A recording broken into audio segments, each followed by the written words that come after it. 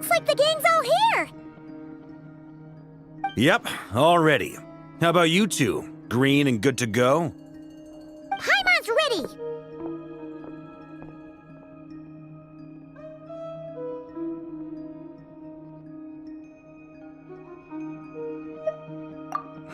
Haha, feeling nervous?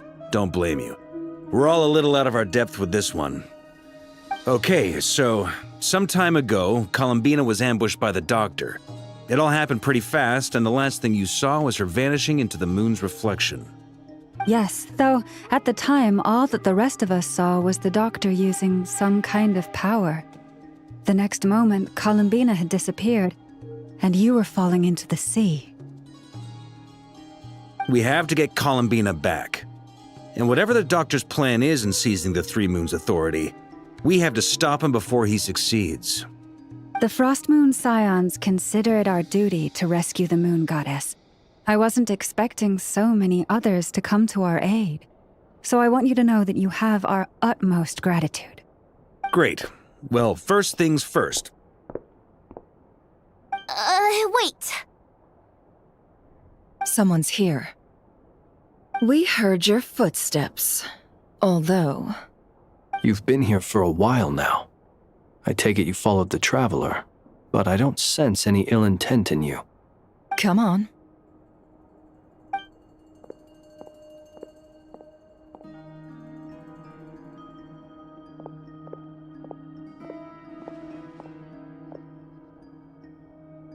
I figured it wouldn't take you long to notice me. I come bearing news from my lady, the Knave. Dottore went through the motions of returning to Snezhnaya, but it was obviously a facade. However, he has not returned to the Kuvaki Experimental Design Bureau, nor has he made an appearance in Nasha Town. Well, in that case, he'll be in his lab way up north. I always wondered why he applied for his own private pad. He was planning this all along. Tell them that Sandrone and I will go on ahead. If they still intend to pursue this matter, they should meet us at the research center in the northern tip of nod-krai.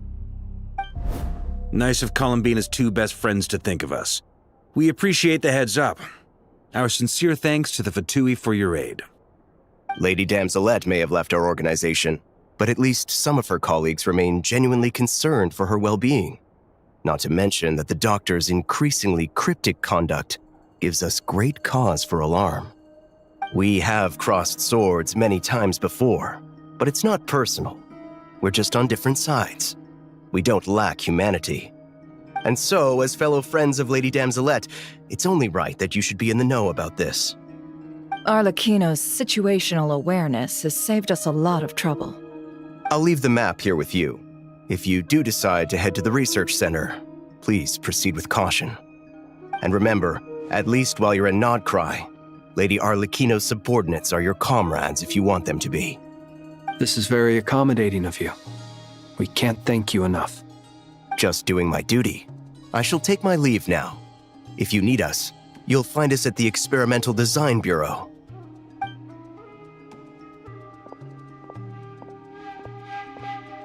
So, the Doctors left the Experimental Design Bureau and headed to some research center up north. Marionette seems to think he's been planning this for a long time. But when did it start? Before he even arrived in nod-krai? It seems his loyalty to the Tsaritsa is lip service at most. Behind the scenes, he may even be working against her. Whatever his motives, we know that he's decisive and incredibly ruthless. Facing him unprepared would be a recipe for disaster. At this stage, it's difficult to predict his next steps. I suggest we split into two groups. We need some people to stay behind and guard Nasha Town. Well, as much as I'd love to help, infiltrating research labs isn't really my area of expertise. But at least take Cool Your Jet's Ducky with you. It should be some help during the battle. And as for Miss Inefa, I suppose you will stay to protect Miss Aino? Detecting operational logic.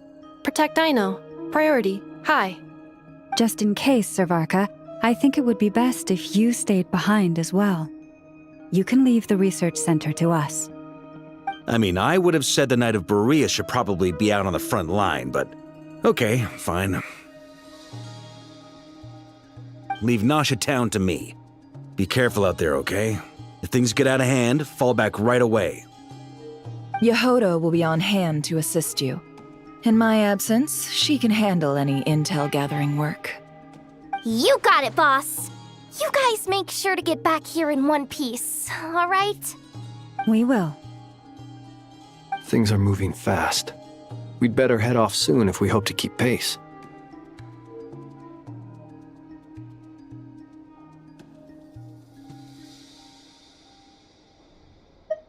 So, it's infiltrate a secret research facility, or... Yeah, alright.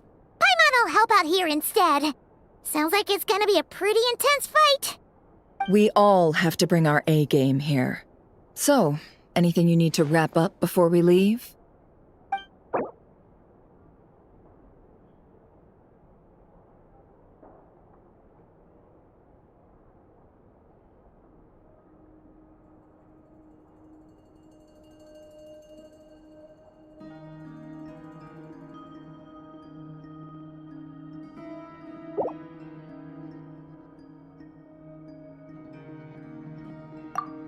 You'd better get going.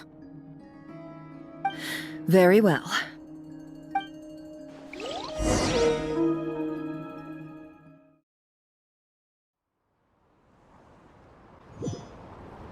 All these broken machines on the ground. Someone got here before us. Could it be Arlecchino and Sandrone?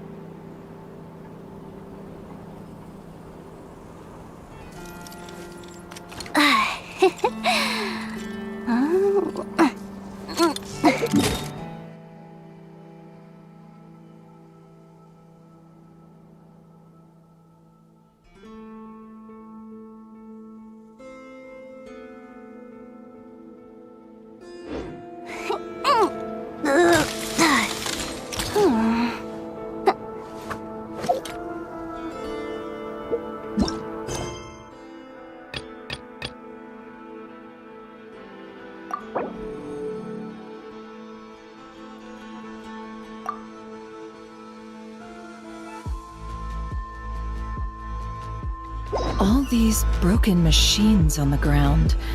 Someone got here before us. Could it be Arlecchino and Sandrone?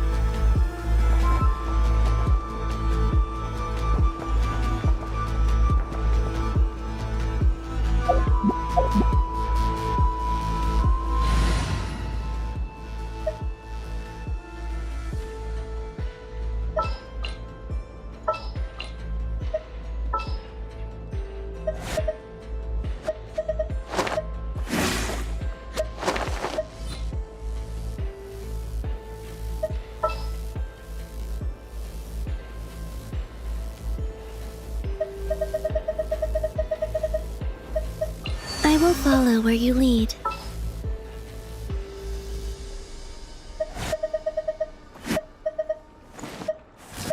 The threads of your fate lie in my hands.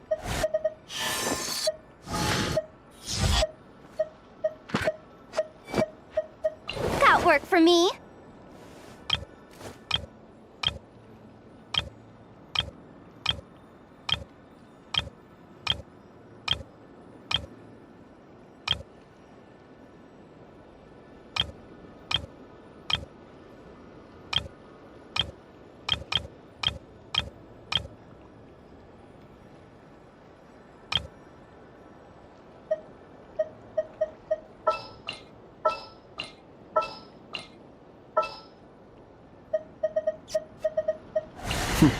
Happy to oblige.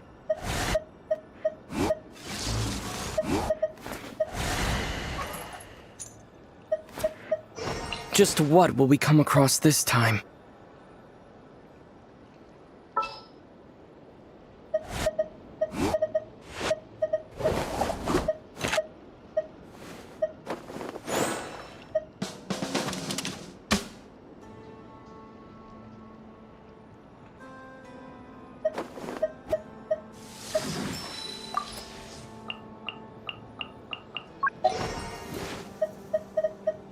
I trust you have packed ample foodstuffs?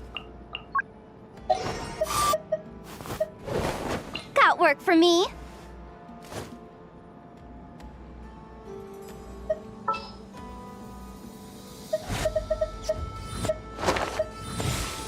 Follow me, and bask in the soft light of the moon.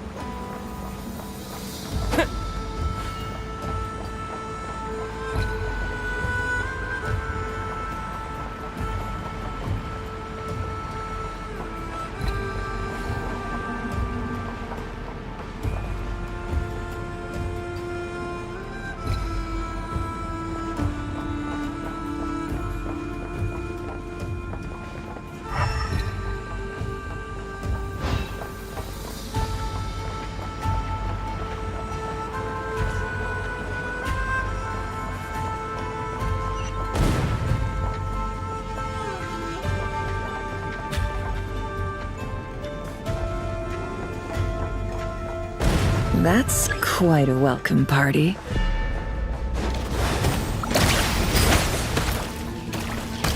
Bombs away! You poor lost lamb. You die the frost moon of old.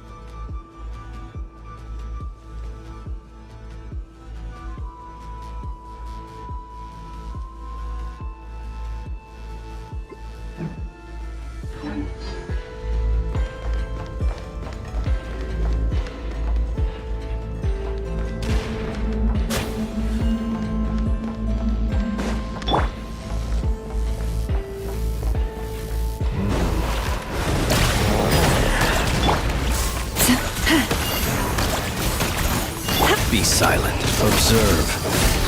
To dust.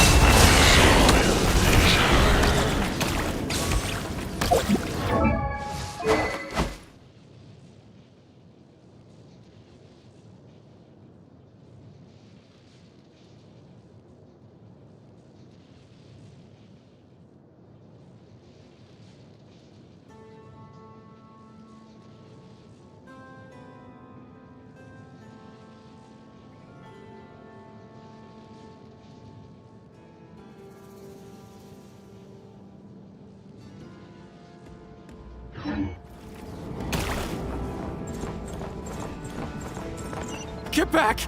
I said get back! Do you hear me?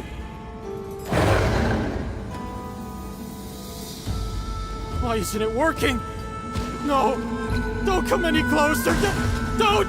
Ah!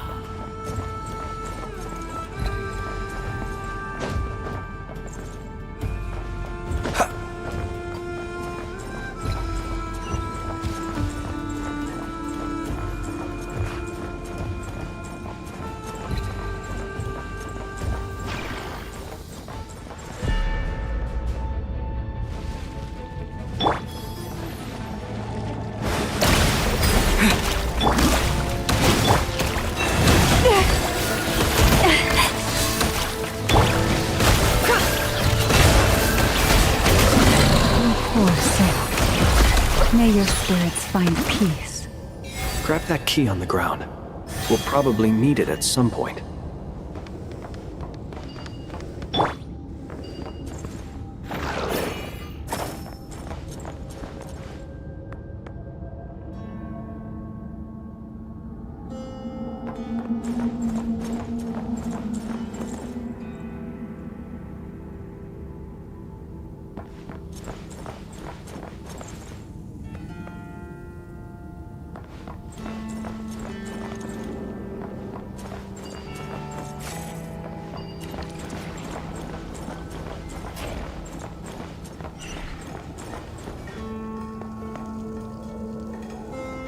Watch out!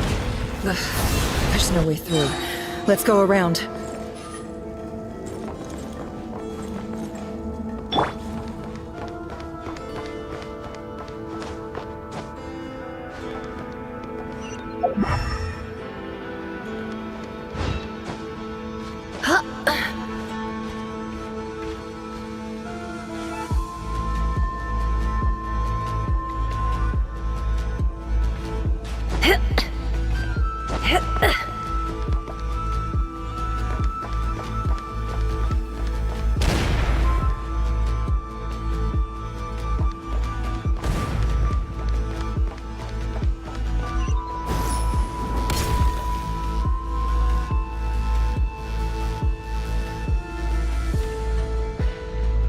What the?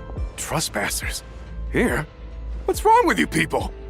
We're looking for the doctor, and we understand he might be here. I see you're fleeing the facility. You looking to settle a score with the doctor? Good luck with that. I don't think you have many chances left. Perhaps. But you might have a chance to live if you start talking. 2 other Harbingers had the same idea as you. They're already inside. But what good is it gonna do? The doctor wouldn't do something like this unprepared. Seems to me that you're not too thrilled about being his subordinate. Also, is it just me, or do I sense monsters nearby? If you'd prefer their company to ours, that can easily be arranged. We need to know what the doctor is up to. Please, if you know anything at all, tell me.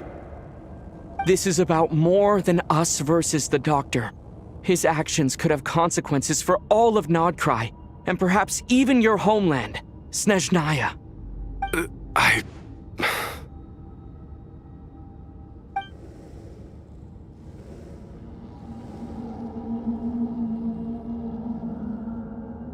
He's building something. Ambitious doesn't even begin to describe it. Feels like this could be the big one. God knows how long he's been planning it. A while back, he told us he'd be returning to Snezhnaya. We weren't expecting him back so soon. This time he brought some gemstones with him, or something. 2 of them.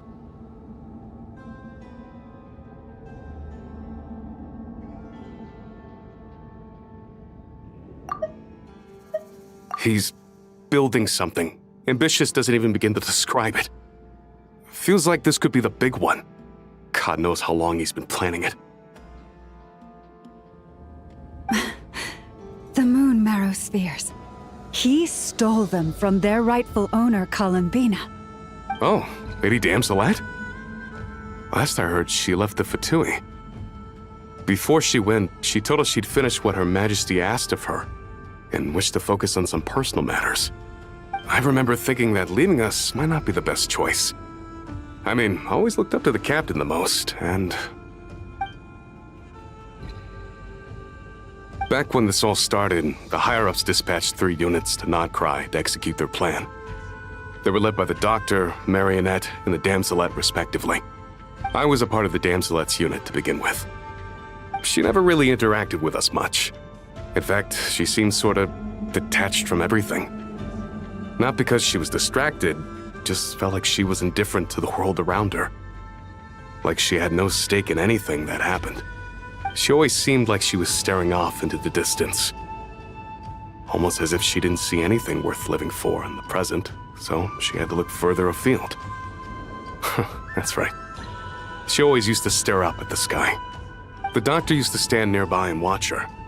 Apparently they got along well at first, but somewhere along the way, she grew wary of him. Started avoiding him as much as possible. After she left, everyone in our unit merged with the Doctor's. He's similarly indifferent to the world, except when it comes to the moons. He seems to have big plans for them. Right now, obtaining the 3 moons is his #1 priority. He even said, if he can only get his hands on 2 of them, he'll create a 3rd one himself. How would he create an artificial moon marrow? Maybe the knowledge he gained from the Hyperborean phantoms has something to do with it. Thank you for cooperating. We appreciate the level of detail. I get the sense that you'd serve under Columbina again if you had the chance. Would that be fair? No, she's no longer a harbinger. As a member of the Fatui, my loyalty will always belong to the Tsaritsa. I'm only telling you all this because I don't completely trust the Doctor. His actions do not align with the goals that first brought us to nod-krai. I understand. We'll do everything within our power to stop him. The Knave's unit is based at the Kuvaki Experimental Design Bureau. Maybe you can seek refuge with them.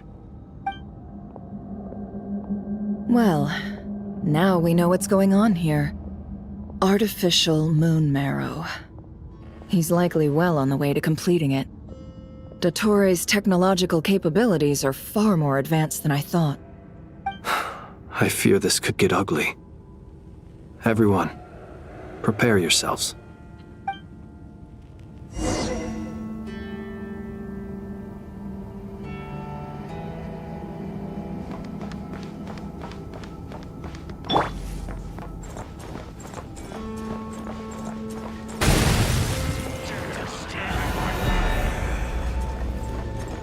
Close your eyes.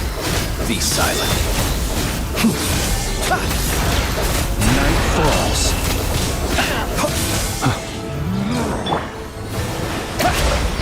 Wipe out! For the everlasting forest. It all adds up.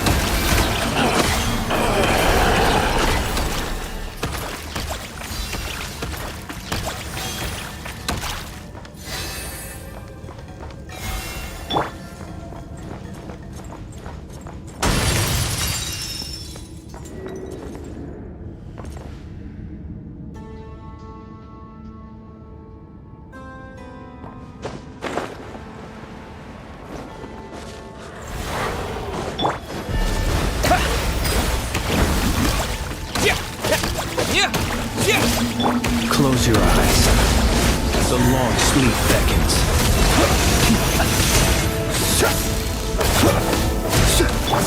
Can't hide the truth. It all adds up.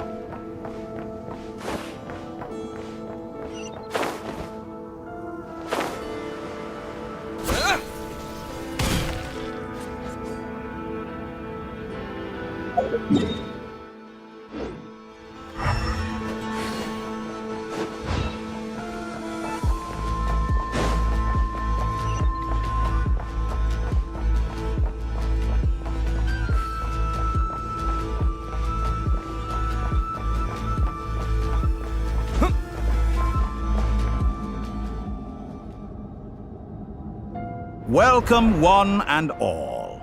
I've been expecting you. I hope my humble research facility is to your liking. Yeah, we really appreciated fighting our way in through a horde of monsters. The gall! You expect us to believe you've just been patiently waiting for us? Of course I have. Should I be worried about something? Everything seems to be going quite smoothly so far, and you've shown up right on schedule. First Sandrone and Arlecchino, now you. Ah, quite a surfeit of guests I've had today.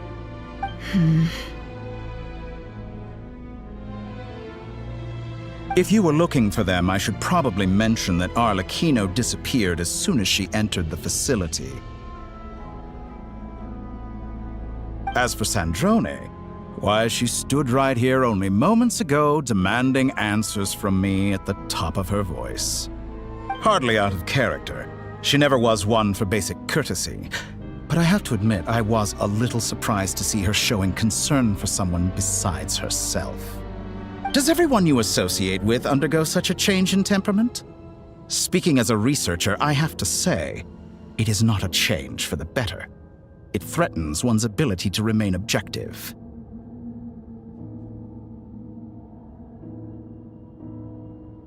Well, since you ask... So you've got your hands on the moon marrow, and now you're claiming godhood. Don't you think that's a bit of a stretch, Dottore?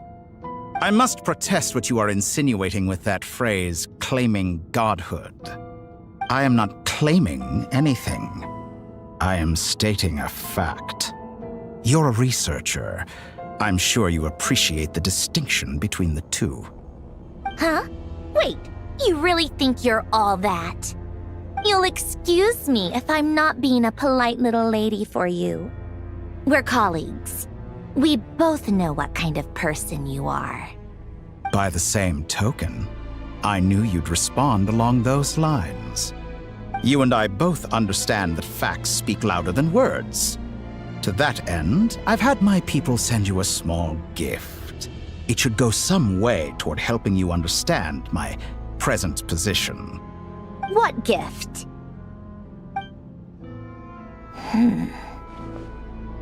Where have all your troops gone? Who knows? Perhaps they are already marching toward a new world, following in the footsteps of an unknown god.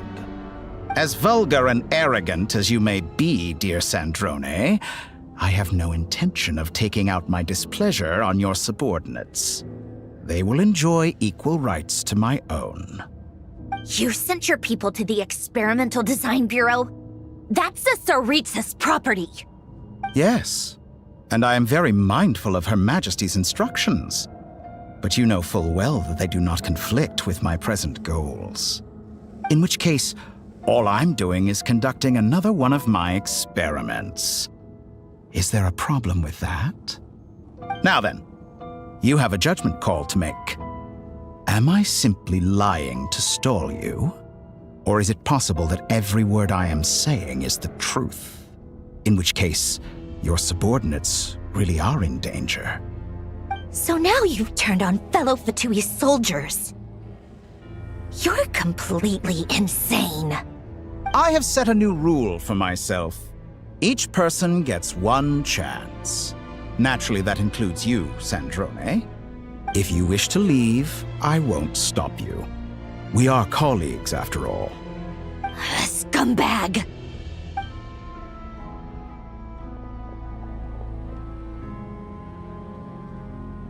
Still, I hadn't counted on Sandrone sparing any thought for the people of this world. Shame. I always found her self-centeredness to be one of her few better qualities. How can she ever hope to achieve greatness when she's so obsessed with protecting her little design bureau? It's more than a little disingenuous to speak of achieving greatness while taking hostages. Or does honor no longer mean anything to you? Honor? I have the marrow of 2 moons in my possession and will soon complete the construction of a 3rd. I will be the god of a new world. And you speak to me of honor? How charmingly naive. Those are sacred relics. You do not deserve them. In my view, many in this world do not deserve to be alive. And yet, I mercifully permit them to go on living, do I not? You'll come to regret your actions. Will I now? Let's see if you can make me.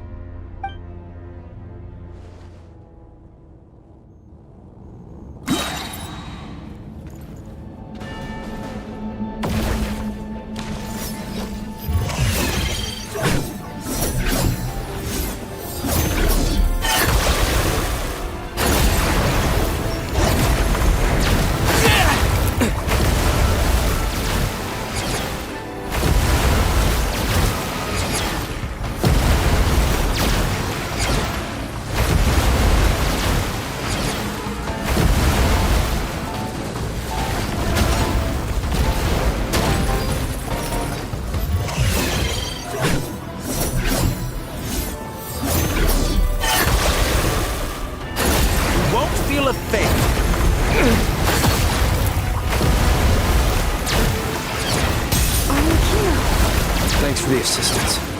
Arlecchino. They see you as an ally. What a farce. You're clearly here to destroy my research, not me. I'd say your research is more valuable than your life. Am I wrong? Shattered like a reflection. Leave this place. Target acquired.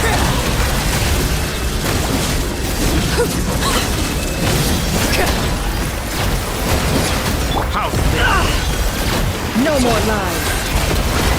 It all falls into place. How disappointing. Seek within. Observe. To dust.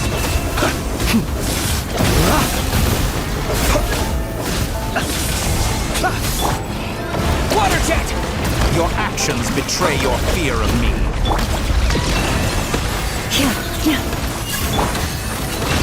You won't feel a thing. Can't hide the truth. It all falls into place. Close your eyes. Night falls. Ghost, receive my blessing. Is that the best mystery you unravels. can do? No more lies. Dottore is too powerful with the artificial moon marrow in his arsenal. Fighting him is futile. Quickly!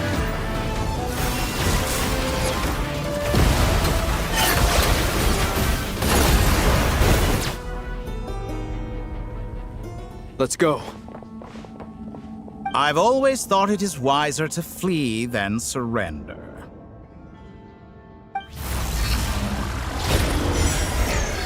Watch out! What the? Forget about me! You should... Where's the traveler?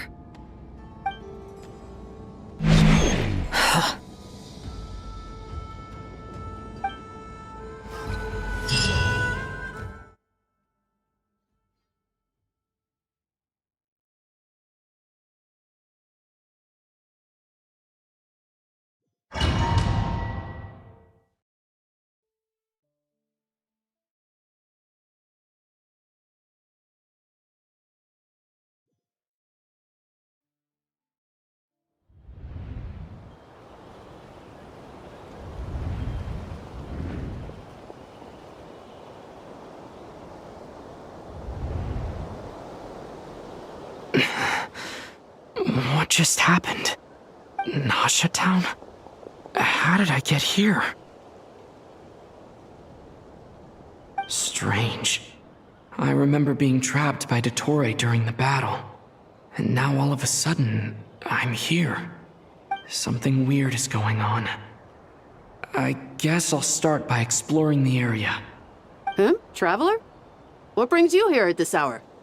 Huh? What are you in the mood for today? A hot dog? Or something else? We've got some special discounts at the moment. Want to see the menu? Sorry, I'm not hungry right now. Ah. Well, feel free to take a seat for now. Let me know if you change your mind. Everyone seems to be acting normal. Am I just overthinking? Oh, darling, look who it is. One of our regular customers. Get the travelers something to eat, would you, dear? Wait, why is he talking like that? Well, I'd love to, but can't serve a customer unless they order something. Anyway, I take it your business is wrapped up? Yes, thankfully. It was a long trip, and it's left me feeling pretty exhausted. But the upshot is, I won't have to leave again for a good while. We can have some quality time to ourselves. Wait, these two are a couple? I see some kids around too. I didn't know they had a family. Hey there! I haven't seen you in ages! What's keeping you so busy? I've been looking forward to playing with you again. You forgot already? You're silly. Daddy brought you over to our house recently. We had some snacks together. What is she talking about? We've had a lot of customers over the last few days, so we've been real busy. And like my mom always says, some people are more than just customers. They're friends. Oh, another customer's arrived. I better go see what they want. This is all wrong. I never once heard the owner of this restaurant talk about their family. It certainly isn't a family-run business. And that child? I don't recognize her at all. Could this be a false memory? Very good. I knew you had it in you. Aren't you going to try the house special? When did he show up? No. None of this is real. You don't seem to like it here. That's fine. We can change venues.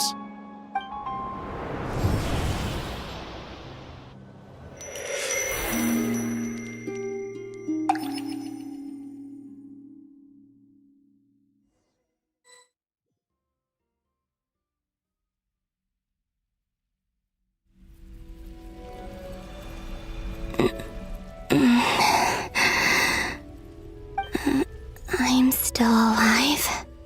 Where is this place? It took all my strength to open the moon gate, and then I leapt into it. So this is the moon's reflection? The mysterious realm beyond the gate?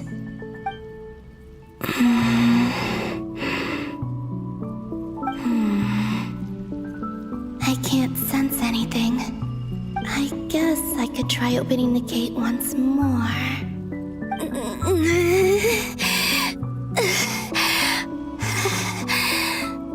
No response. Maybe this space can't be opened from inside. If this was the space that killed both Rerir and his lover, then why am I unscathed? Or...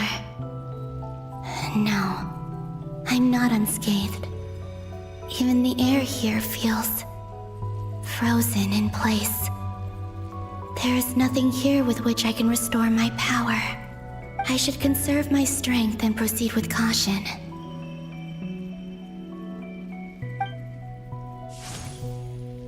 I don't believe Dotori's scheming will stop just because I escaped. If there is any chance that I can get back to the others, any chance at all, I must return.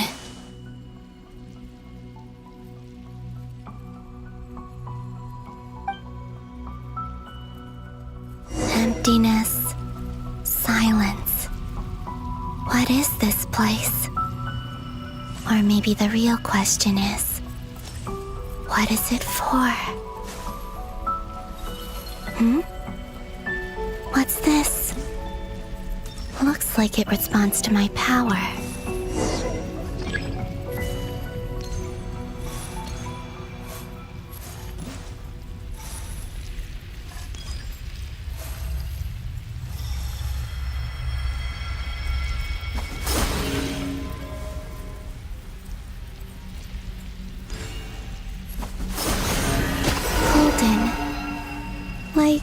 Kuvaki?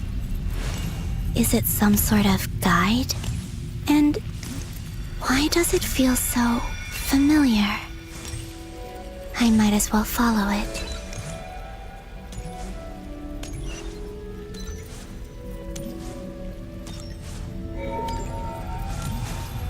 Where does this lead? Could it be the exit?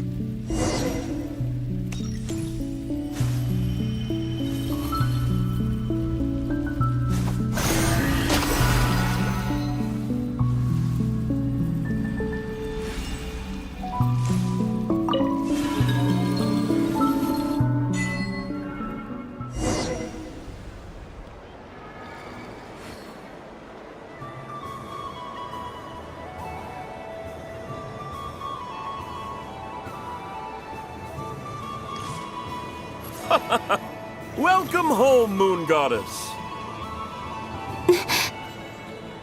Is this Nasha Town? But isn't Moon Prayer Night over already?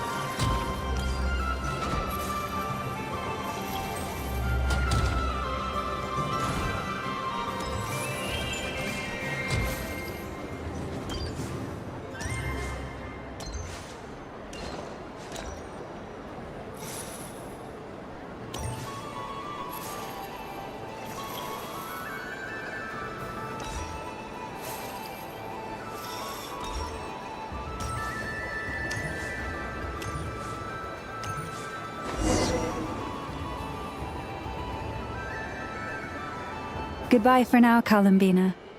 I hope you have a wonderful night. I will. Lama, everyone else, and me? Are these my memories?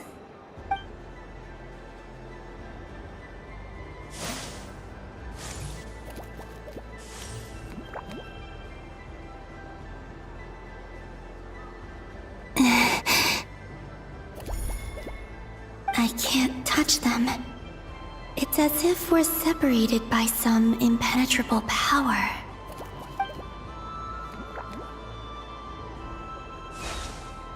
Over here! Over here!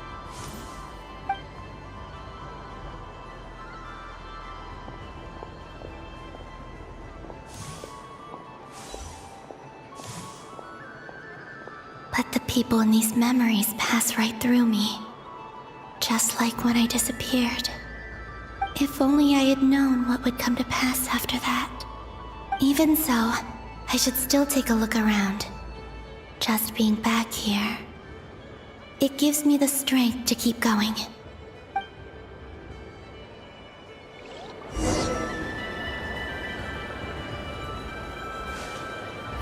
Welcome home, Moon Goddess. Oh, you're the genuine article. Alice was right.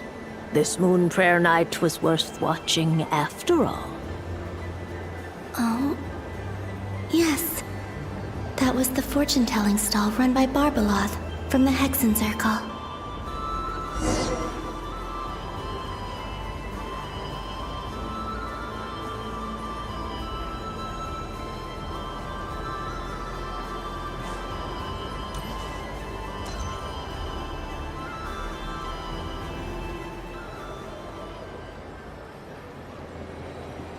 Please, draw the first lunar arcana.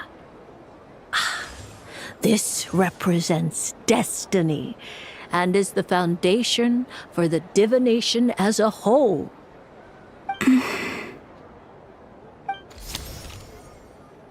My destiny. I believe the card I drew was The moon. Now that I think about it, Barbalot's divination was absolutely right. It's almost time to draw the last card. The one that represents the future.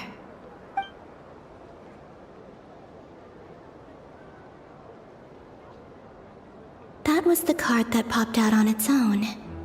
From here, I think.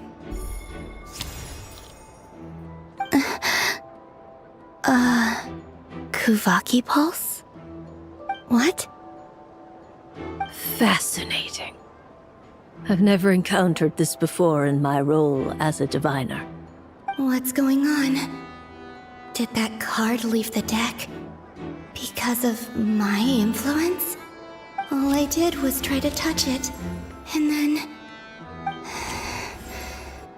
Maybe this memory space is not untouchable after all. Are there weak points in the barrier? Or is it possible that there's more to this space than my memories alone? This card is death. I need to get to the bottom of this. I'll try touching something else.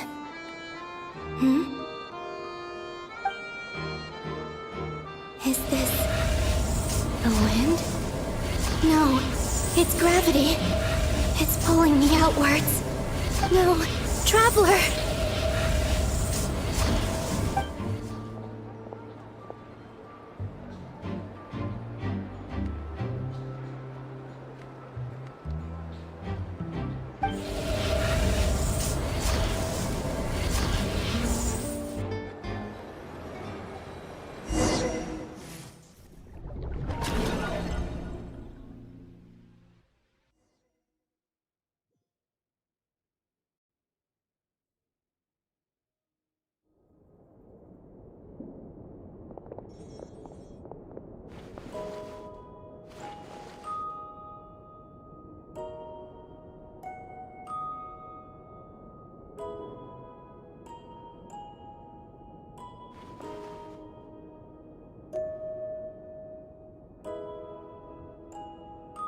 Haimon, listen to me. From the bottom of our hearts, we are so sorry. We completely understand how you must feel. The Traveler is trapped, and we all feel responsible for it. Don't say that! Haimon's not a little kid!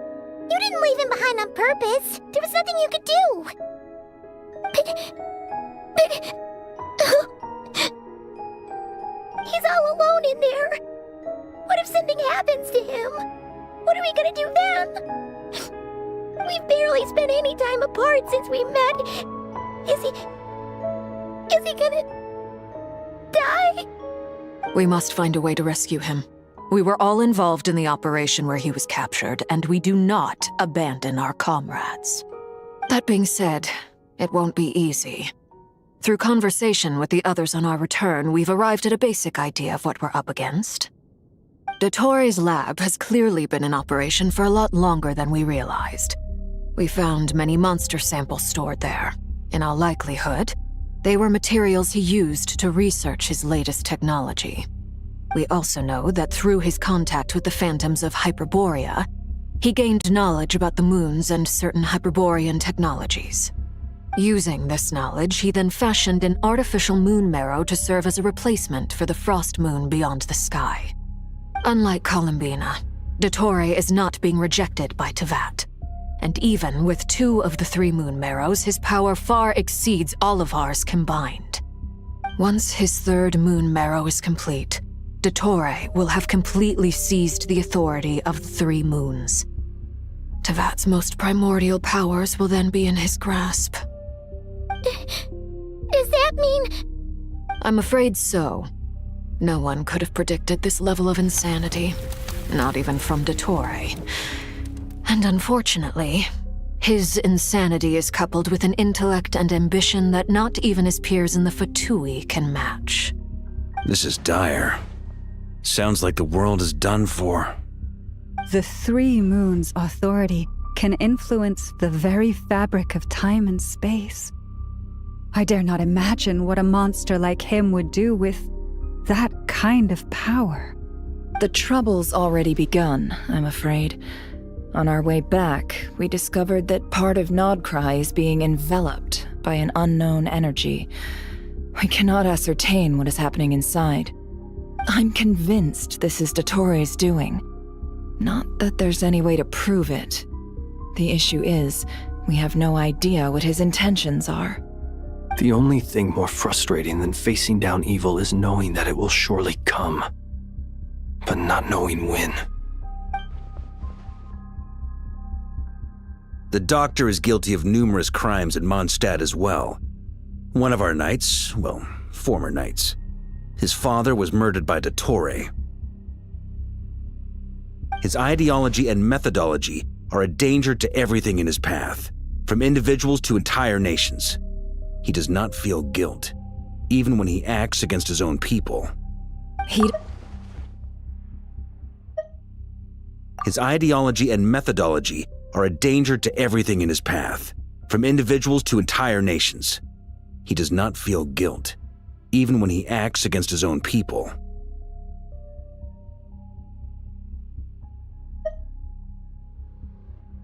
The Doctor is guilty of numerous crimes at Mondstadt as well. One of our knights, well, former knights, his father was murdered by Dottore.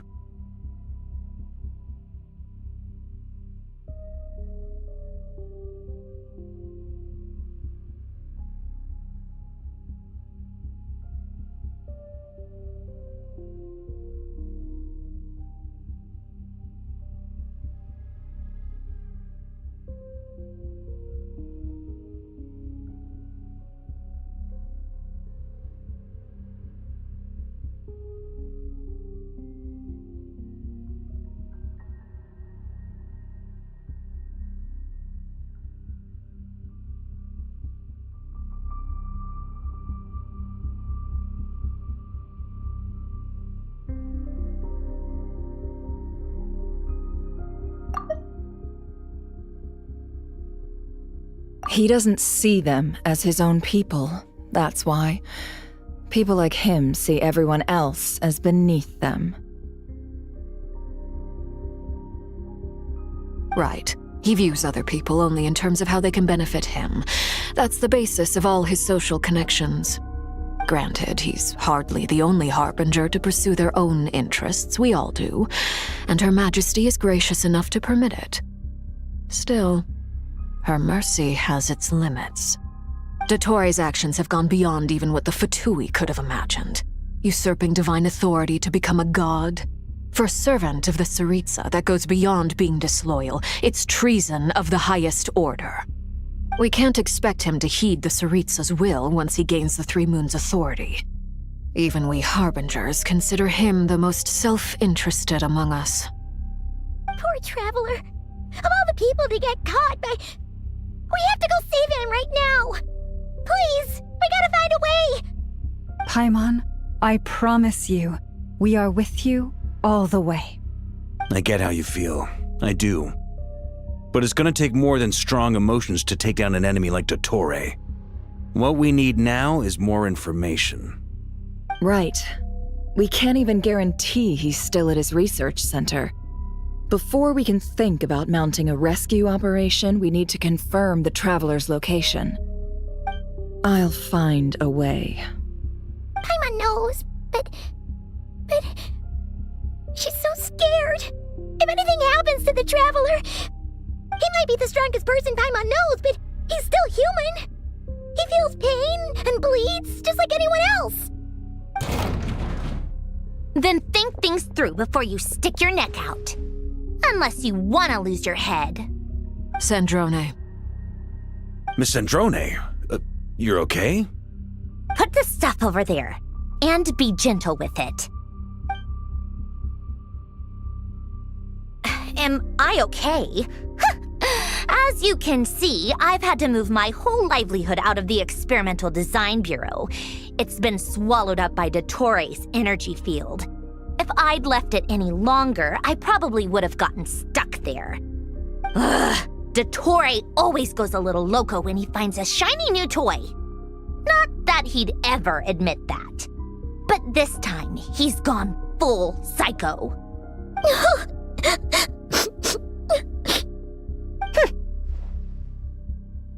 Go ahead and cry already. Sorry. Paimon's not trying to make a scene. It's just, she can't. Oh, Paimon. Let it all out. There's no shame in it. When you're overwhelmed by fear and despair, crying can help get it out of your system. You'll feel better for it. Okay then, while the baby of the group is having a moment, how about the grown-ups get to work?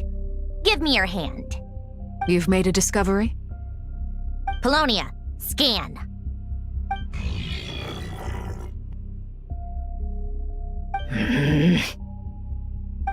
You, hand, now. Oh, I thought you'd never ask, my lady.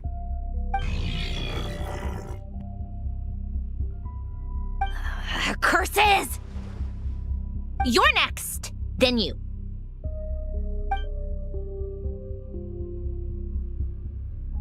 Dottore, you son of a... He's done something to us! Everyone who entered his research center has been implanted with some sort of curse. I don't feel anything unusual at the moment. Does that mean it hasn't activated yet? Is there a way to figure out its purpose and what might trigger it? My best guess is Dottore created it using the moon goddess's powers. 1 second, analyzing. Ugh! That friggin' maniac! So, what twisted game is he playing this time? The moment I analyzed the energy composition, some encrypted text appeared in my mind's eye.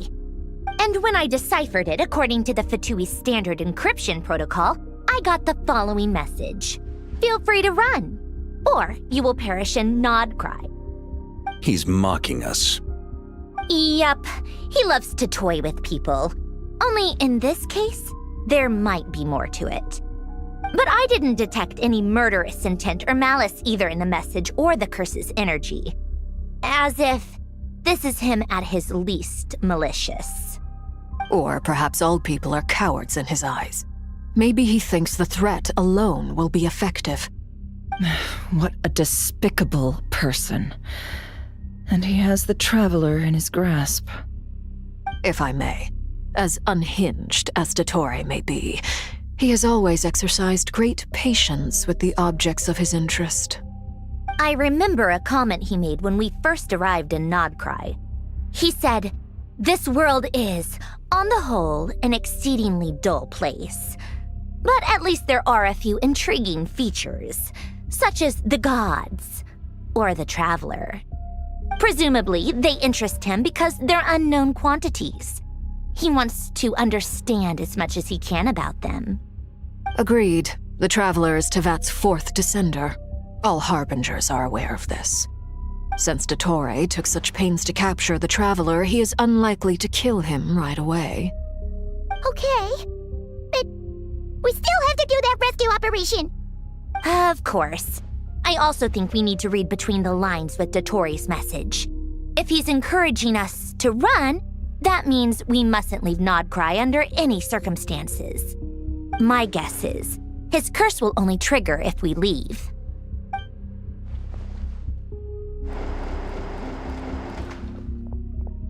We've discovered multiple energy fields. Albedo is still attempting to analyze their structure. He told me to report back first. Each field is slowly growing, swallowing up more of the surrounding area in the process. And the pace of their expansion has increased since we first examined them. He's probably trying to swallow nod-krai whole. His nefarious ambition knows no bounds. If this continues, the whole of Teyvat will be in trouble, not just nod-krai. The loss of Columbina could not have come at a worse time. Do we think she's truly gone for good? She entered the space beyond the Moon Gate, knowing what became of Rerir and Thelindis. I'm sorry, but I fear the odds aren't good. Don't be ridiculous. If I know her, she's busy finding a way back as we speak just so she can annoy me. She isn't dead.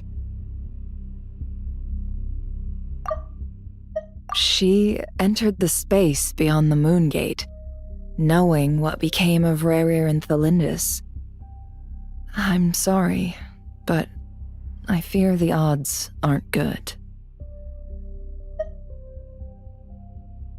Don't be ridiculous. If I know her, she's busy finding a way back as we speak just so she can annoy me. She isn't dead. Whatever has become of her, the fact remains that we are two comrades short on the eve of a decisive battle. We need to find out the Traveler's location. But there is also other work to be done. Agreed. Whatever Dottore planning, we have to get the local populace somewhere safe. So, as well as a rescue mission, we have to organize a mass evacuation at the same time. It would be best if someone could approach leaders of neighboring nations and negotiate emergency asylum for nod-krai's inhabitants. Can anyone handle that?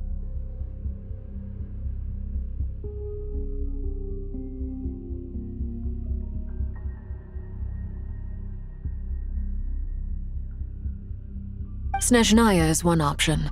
I'll see what I can do. This would be so much easier if the Traveler was here. No! Stop thinking like that, Paimon.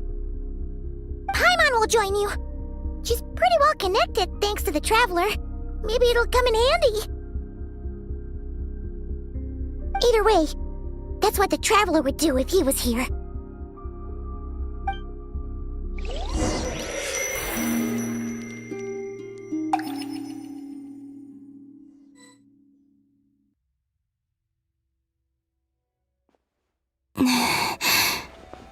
Back here again. That gravitational force that pulled me back. Is this where it came from? When I saw that memory of Moon Prayer Night, I think I influenced reality. Was it just a coincidence? Or if only I could have sent the others some kind of warning on Moon Prayer Night. Maybe we could have stopped Dottore. I feel so heavy. Does entering that space consume a lot of energy? Well, even so, I have to keep moving forward. Back to emptiness and silence again. I should try and find my way back inside that memory.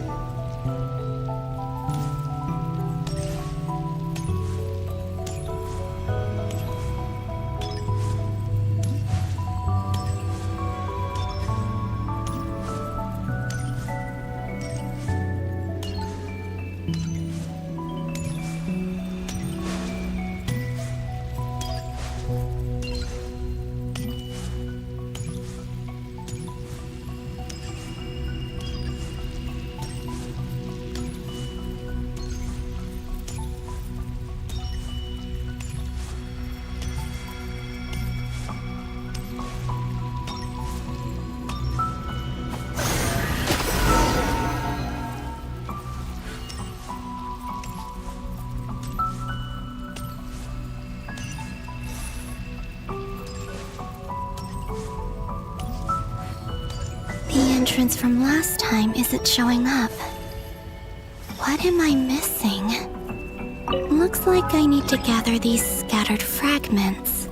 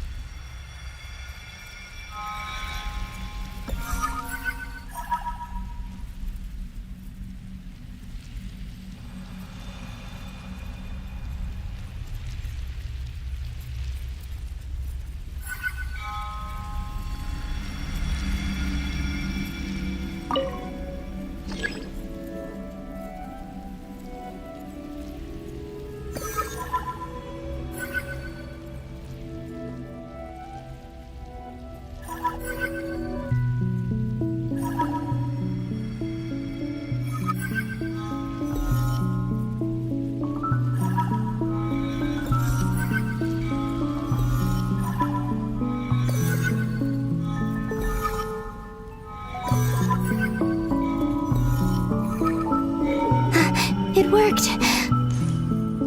Hopefully I can stay inside for a bit longer this time.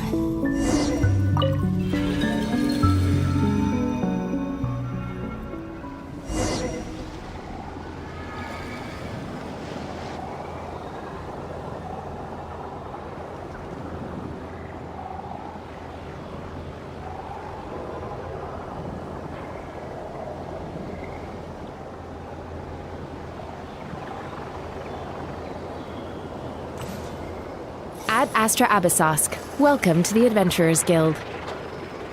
What? This doesn't look like Moon Prayer Night. Extra, extra! Latest issue of the Nasha Express! I don't think I've ever been here. Maybe this space isn't comprised of my memories after all. There aren't any festive decorations around. Is this Nasha town after Moon Prayer Night ended? Did Dottoro's plan not affect the town? Or is no one aware of what happened because he used the Three Moons' authority? Let me see if I can influence anyone else. So, what do we do next? Wait, that voice. Paimon? The most important thing right now is to find that mage. Lauma the Traveler and Mr. Varga are here too. I'd better go pay the Fatui a visit. Traveler!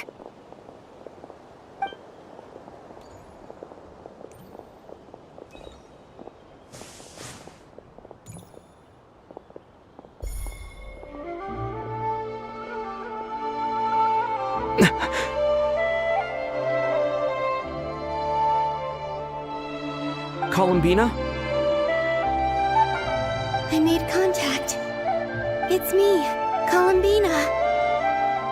Huh?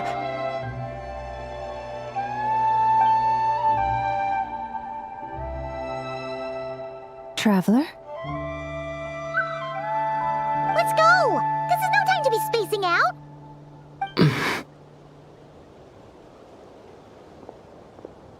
Huh? Wait a moment. This has happened before. This is what happened when I disappeared. I stood right over there, thinking that no one would ever find me again. It was only when he called my name that I decided to follow them. But did he turn around because he sensed my touch just now? Is it really possible that from in here, I can change the past? If I keep following them, maybe... Huh? It's that gravity again.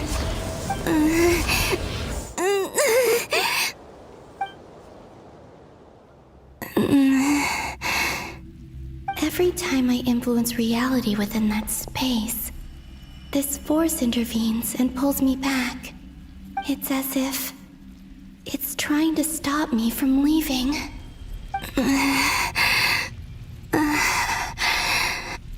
I'm getting weaker and weaker.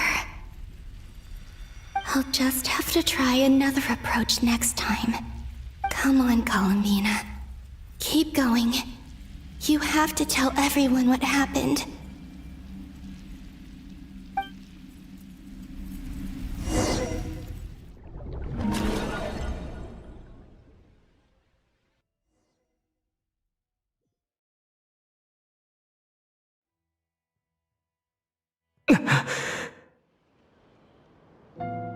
Suddenly, I've been plunged into darkness. Alone. It feels strange. As if something has grabbed hold of me. Is Toray now powerful enough to interfere with space itself? Look at you, standing so still in total silence. I almost didn't recognize you. Hello there, traveler. He seems to be in a good mood. Wait, what's that behind him? Ah, so you noticed. This is the completed Trilune. 2 primordial moon marrows and 1 artificial specimen. You are wary of it. Good. Maintain that reverence. You performed well in that recent battle. Brave and reckless as always. Courage is the sign of a true hero, and impulsiveness is the hallmark of those who strive to advance. I say this not to belittle you. Most creatures are far more timid by comparison. 3 moon marrows? Does that mean the artificial one is now complete too? Well spotted. What do you think? For a replica I built myself, I dare say it looks the part. Dottore, are you planting illusions in my mind? I have no interest in fooling your eyes. On the contrary, I hope to show you the true essence of all that you see before you. Is this not a beautiful city? People live in peace and find joy in their work. The streets are safe. People can even leave their doors unlocked at night. You might say it is the Elysium everyone dreams of.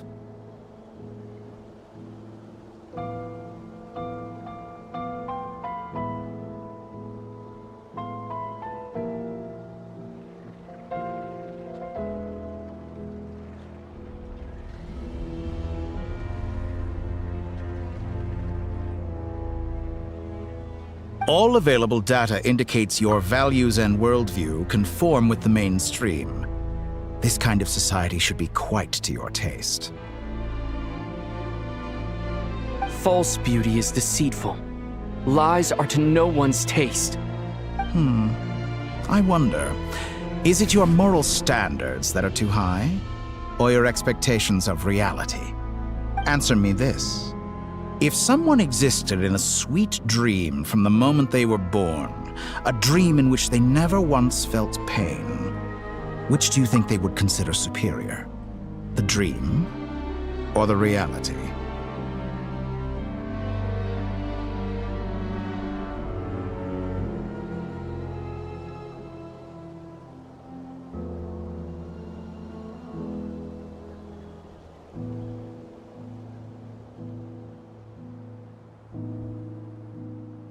That's pure sophistry. It has nothing to do with your actions. As I suspected. You have yet to understand all of this for what it really is. What do you want from me? You sound impatient. Do you think the only reason I'm keeping you is because I want something from you?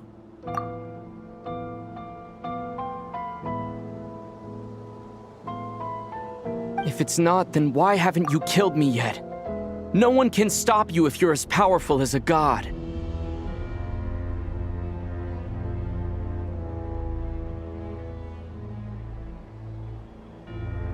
I'm delighted you recognize that fact.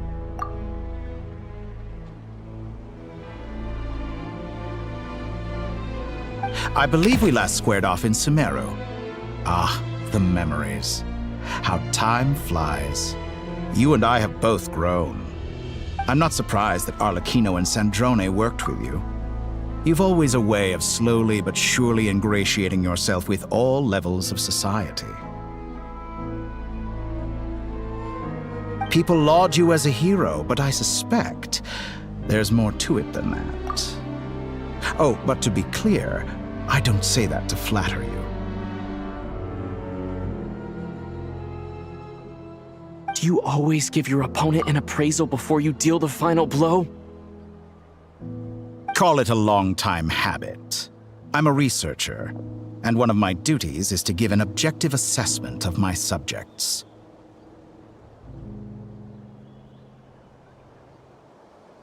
But you misunderstand. We are not opponents. Not at this moment. I just want to talk. Think back to Tartaglia, Arlecchino, Capitano, Colombina, and now even Sandrone.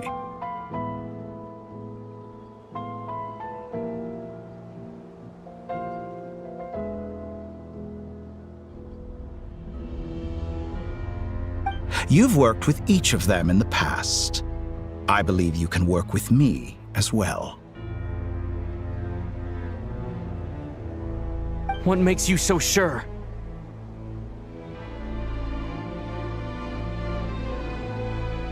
Well, why not? Should the good associate only with the good and the bad befriend only the bad? I like to think we could have a more mature relationship than that.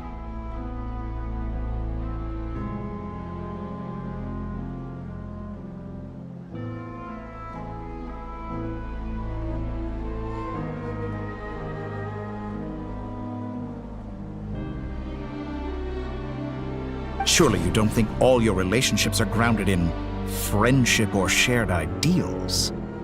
People come together because it benefits them to do so.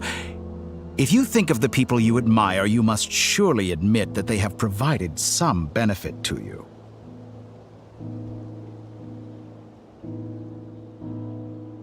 Morality, ambition, dreams. People have plenty of words to embellish the nature of their relationships. But once you break free from those ethical frameworks, you will see that the only thing connecting the two of you is mutual benefit. And that is what I'd like to talk to you about. We're finally getting into it. He's probably been planning to kidnap me for a long time now.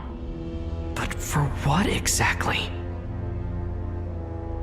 He has the authority of all three moons. I won't be able to gain the upper hand in a fight. Best if I pretend that I'm willing to negotiate for now.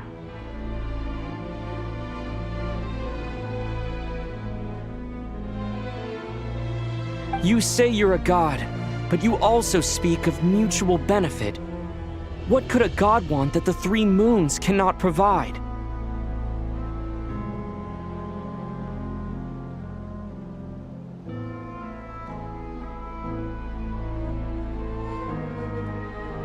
Excellent question. But before I answer, I would ask you the same thing.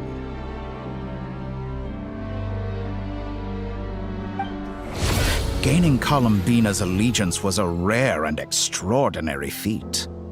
But the Moon Marrows are now in my hands, and I have the edge over her. For this artificial moon is not being rejected by Teyvat.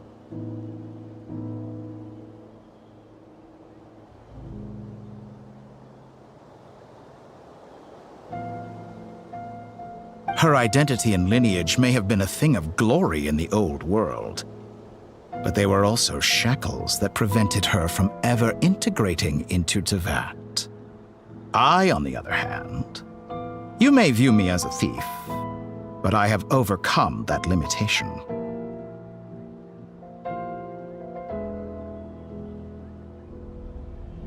So what is it that the three moons cannot grant you?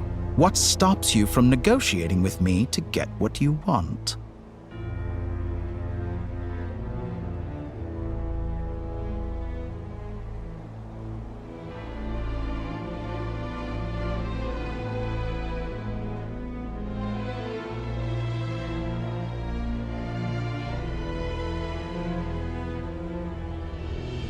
I don't make deals with lying psychopaths.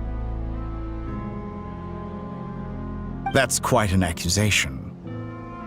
Are you expecting me to get angry with you? Well, this is one aspect in which my personal growth has served me well. In the past, my less mature self might have been disappointed, perhaps even angry, over a small setback like this. Like when you and Lesser Lord Kusanali joined forces to oppose me, for example. But things are different now. Just as the rich do not quibble with the poor, I no longer find myself perturbed by these trivial affairs. Human relationships end with conflicts of emotions and interests. But relations between humans and gods are different. And ours is even more unique.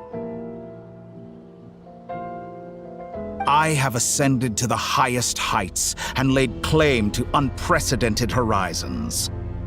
And you were no ordinary person to begin with.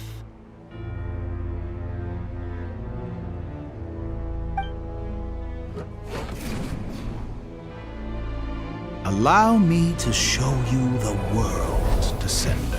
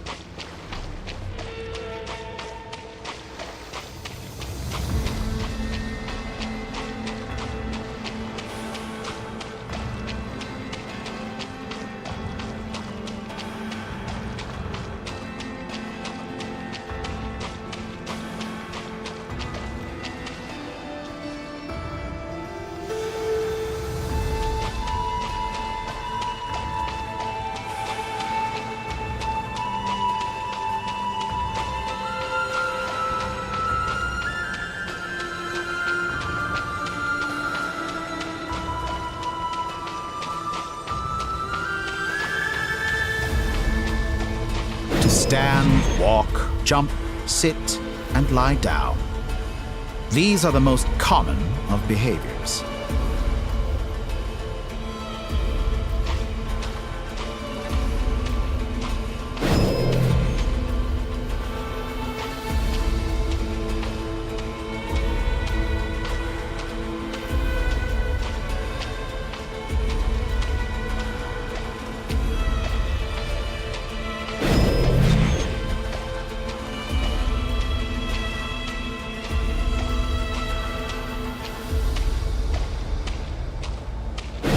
Have you ever wondered why we were born following such laws? Who stipulated that we could not fly instead of walk?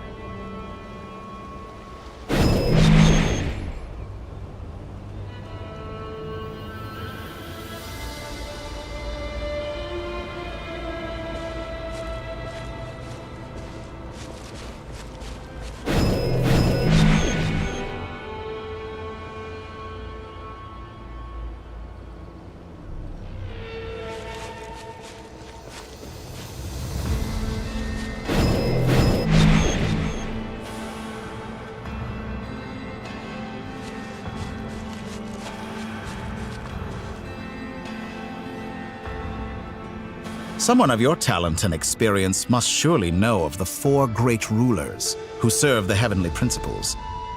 They govern life, death, time, and space.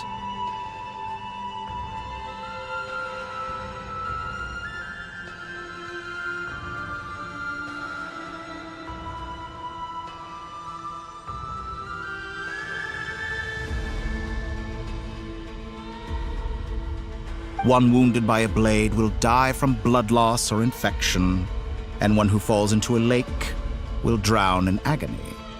The elderly wallow in solitude, and the solitary age faster. Eventually, new life is born, only to embark on the same path of suffering.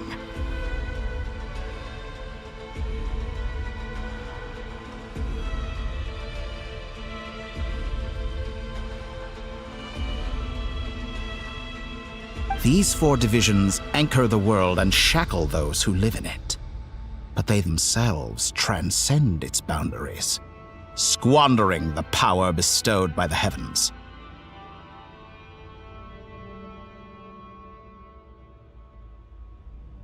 All who live yearn for equality, but unless the gods prostrate themselves and profess that they are mere servants of the living, equality can never exist.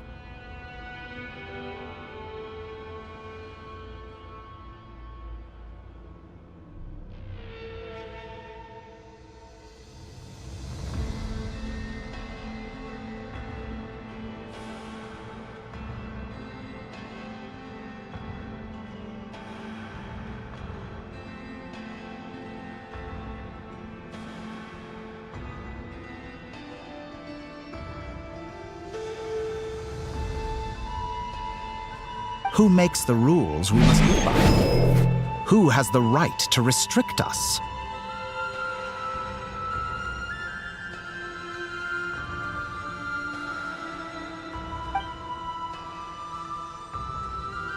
The limits of the body can be rejected.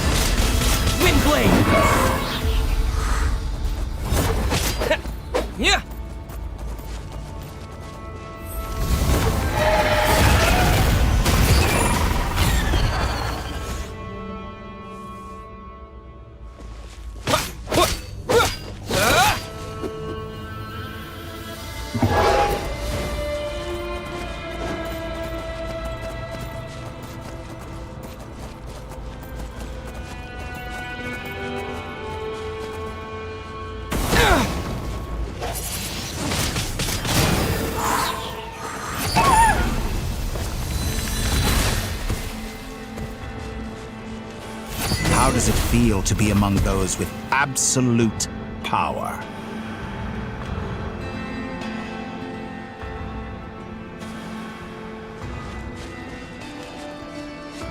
You cannot conceive the extent to which your flesh hinders your mind and spirit.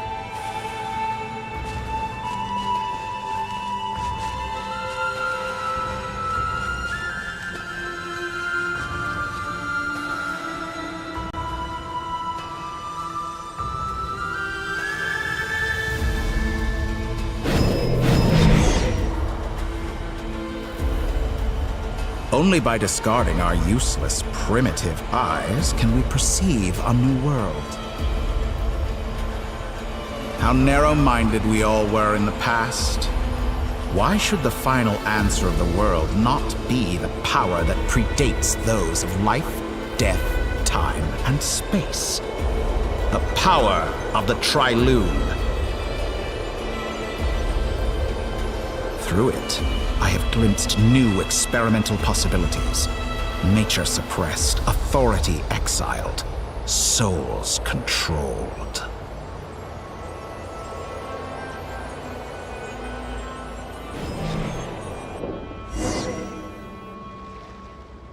You know, I heard recently that a group of critics reviewed countless stories and drew an interesting conclusion.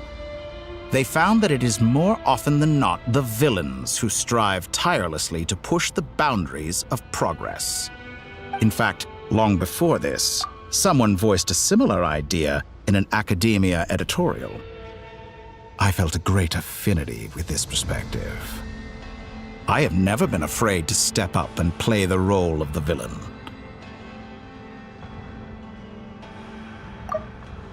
You know, I heard recently that a group of critics reviewed countless stories and drew an interesting conclusion. They found that it is more often than not the villains who strive tirelessly to push the boundaries of progress.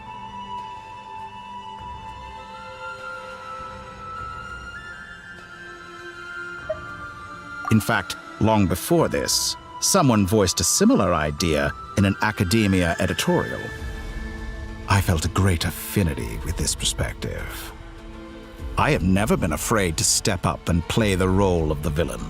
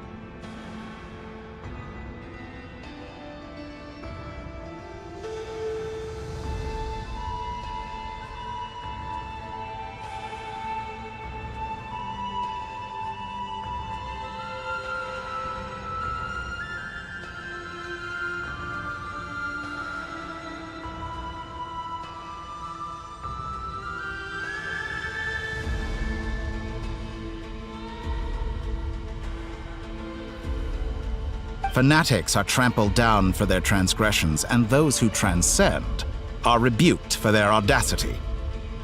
And so, the majority of creatures are too timid to follow my lead.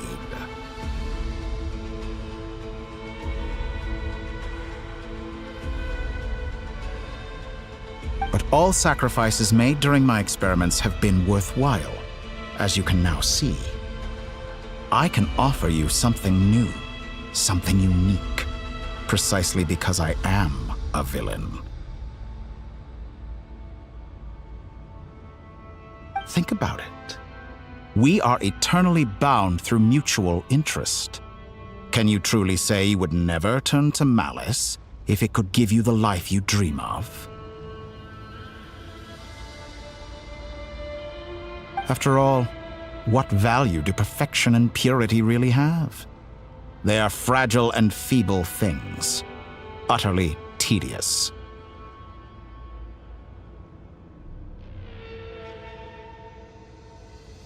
I say, better to be governed by a flawed humanity than a gnosis. The true seeker of knowledge is the villain who undergoes countless tribulations in pursuit of their goal.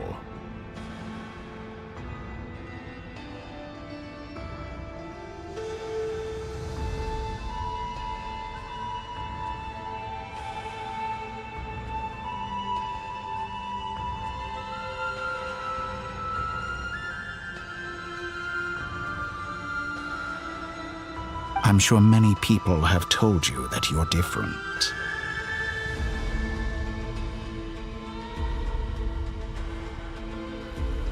Because I'm a descender? Exactly. Very clever. But what has that got to do with you? I do not conceal my wicked deeds, my selfish desires, or my greed. A true researcher must act as I do if they are to understand and speak of the truth.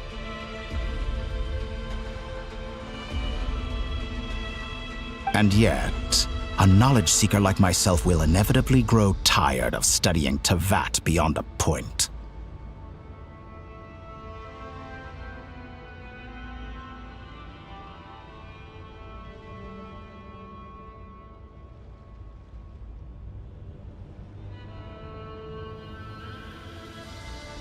You have traveled to all corners of the world and met many people. Along the way, there have been moments when you were misunderstood or even became a wanted criminal. And all the while, you have spent your days doing some of the most mundane jobs in the world.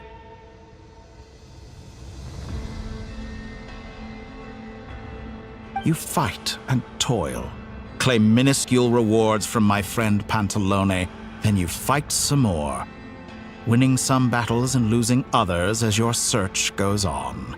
And this cycle continues, with no end in sight.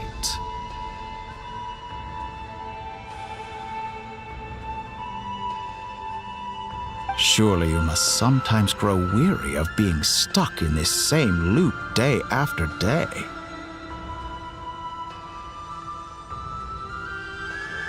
We're completely different. I embrace everything that life throws at me. I am engaged in every step of my journey.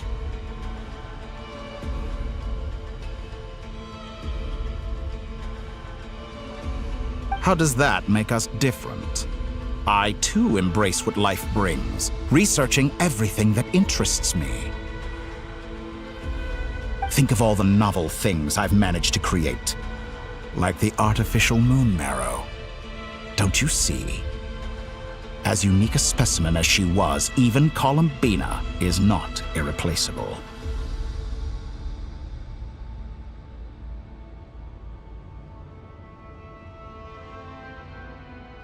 Take that back! She's gone because of your actions!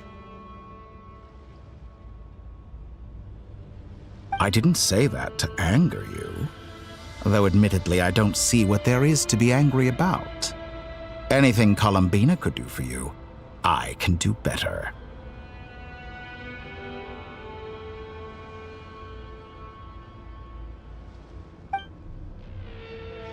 I know what your ultimate goal is. You wish to walk the path your sister walked, and seek answers from her at the end of that journey, don't you?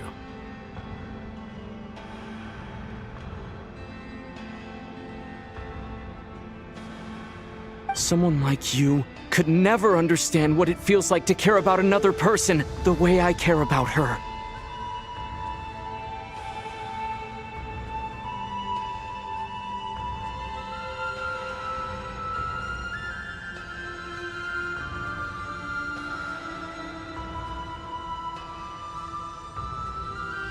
Perhaps not, but that doesn't mean I can't help.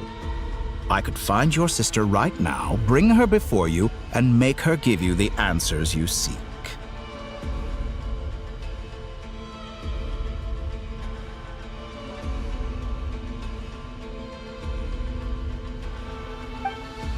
Don't be so presumptuous.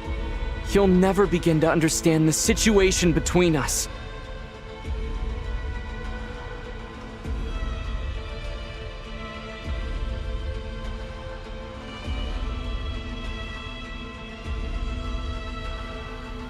Oh, no.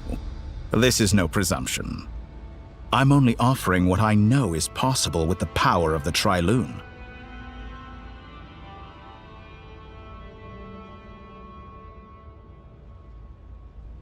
But it seems like you would sooner continue with your journey through this world. Why? Do you truly desire this journey? Or is it simply a necessary process from which you cannot escape?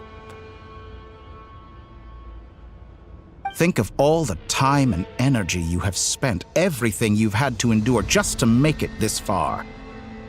Is this really what you want? Or has your hand been forced by the promise of that final answer? Yes, you have made many friends. But do they ever spare a thought for the void in your heart and what it yearns for?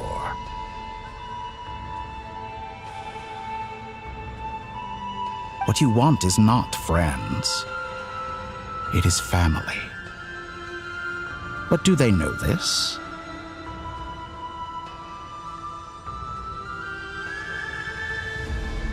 I, on the other hand, am far more considerate. Join my experiment, and in return, I will bring your meaningless journey and all its struggles to an end.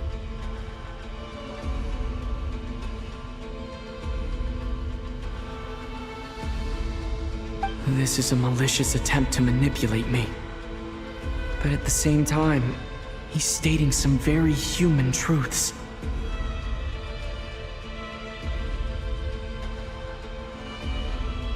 Of course he's right about my predicament. How can I deny it? I have faced ungrateful strangers, never-ending troubles, an endless quest for answers. I want to see her. After everything I've been through, words can't describe how much I miss her. How much I want to be reunited with her. Wherever you are right now, do you miss me too?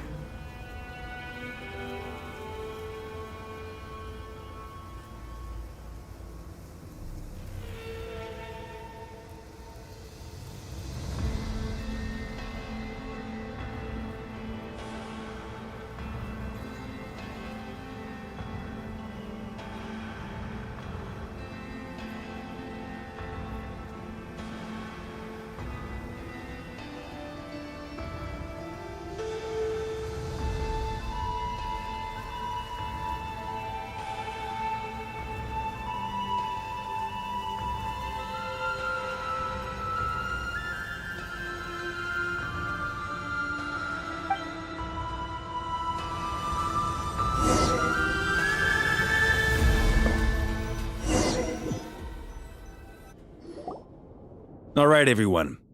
Our next mission is clear. We need to contact all the major organizations, explain the situation to the public, and then begin the evacuation. The residents of nod-krai are quite dispersed. The two most populated areas are the Southern Isles and Pyramida.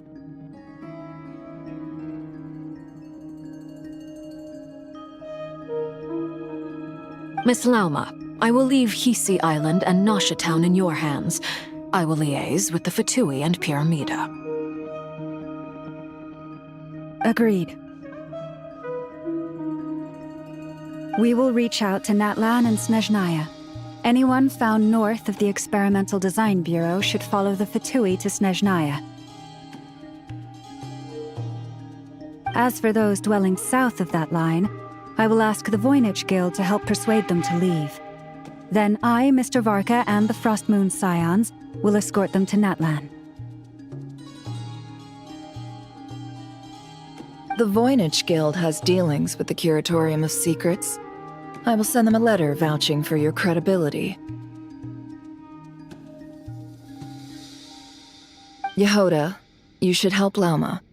This is too big of a task for one person. My wish has come true. You're willingly lending me your most capable employee for the day. Well, good for you if all this only takes a day. Of course, if it takes any longer, I'll be charging a fee. Boss, wait! Don't I get a say in this?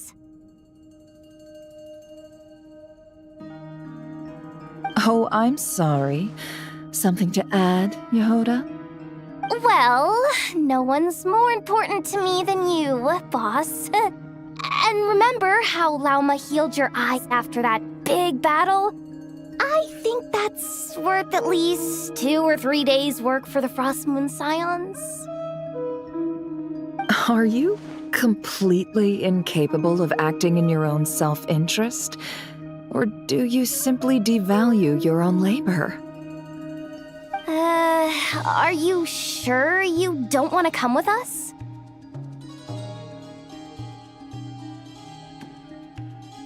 Who will see to our other work if we're all busy evacuating residents? Sandrone insists that Columbina is still alive, and we have a traveler to rescue. There's much to be done. But boss, I'm just worried that... Well, Nefer, I'll link up with you once my tasks are complete. What makes you think I'd need you to do that? I'll need it.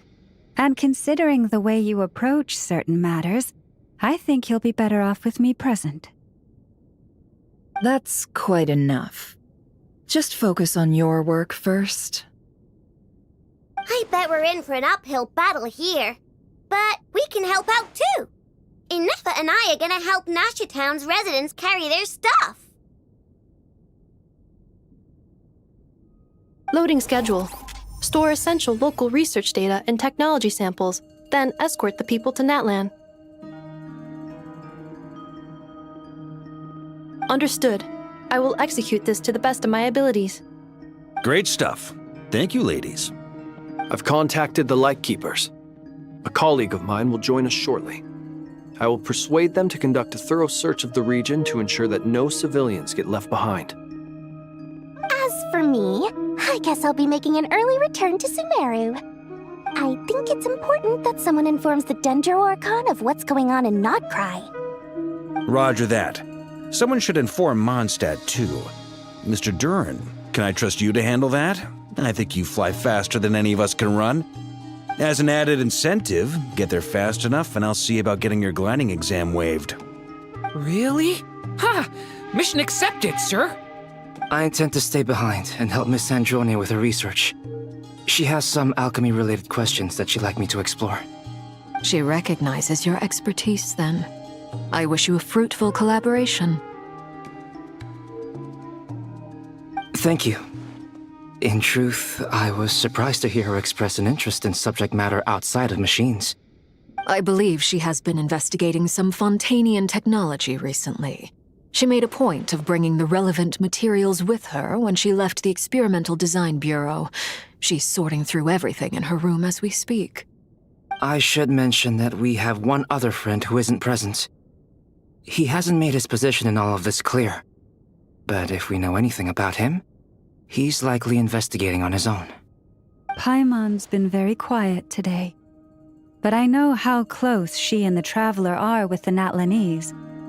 she should come with us to the border. Okay. Paimon will do her best. Make sure to heed Sandrone's warning. Many of us have been cursed by Dottore. As such, under no circumstances should anyone cross national borders. Remain within nod-krai. That aside, personally, I have faith in Columbina. Things look grim, sure, but who knows how it'll play out. Same goes for rescuing the Traveler. Both of them are important allies and friends. We'll be counting on you to gather intel on them, Miss Nefer. Oh, wonderful. You're all here. That voice again! Nicole? Whoa, that was loud! And it came out of nowhere. So mysterious. Sorry, this is the only way I can speak to you all right now. Please accept my apology. Anyway, time is short. I'll cut to the chase.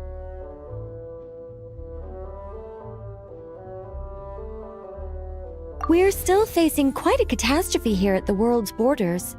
Alice has roped in every Hexencircle member she can get a hold of. Except for me. She told me I had to come and help you all out as a matter of urgency. I quote, "You love talking, don't you?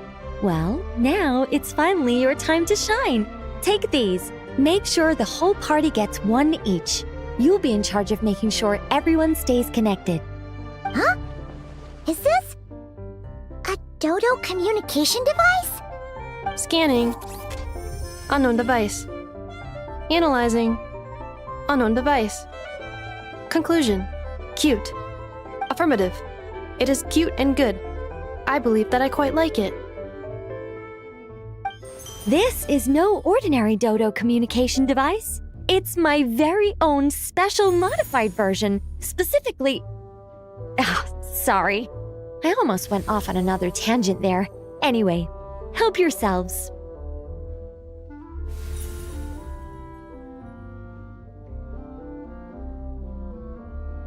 It will allow us to communicate over long distances within nod-krai. No more worrying about shuttling messages back and forth. What astounding technology. Am I right in assuming that it relies on your personal abilities to function, Miss Nicole? Yes, exactly. Right on cue, Albedo. I'd love to brag to you all about how it all works. But no, next time. Anyway, I'll be right with you all, serving as a communication hub. That's all from me. Head off as soon as you're ready. I'll be staying here to keep watch, and I'll be sending you my blessings.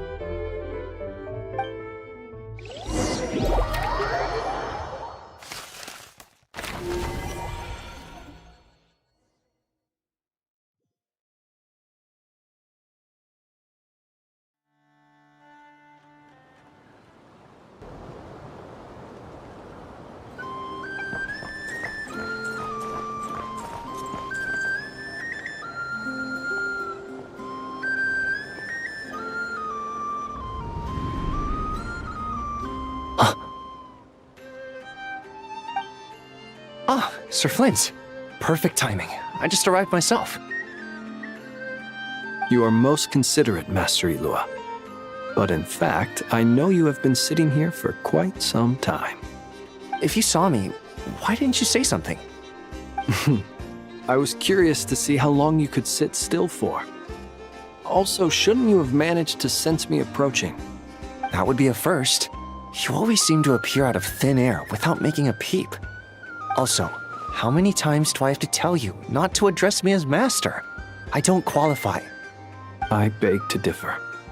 Why should a young man so well-versed in social graces as yourself not be worthy of that title?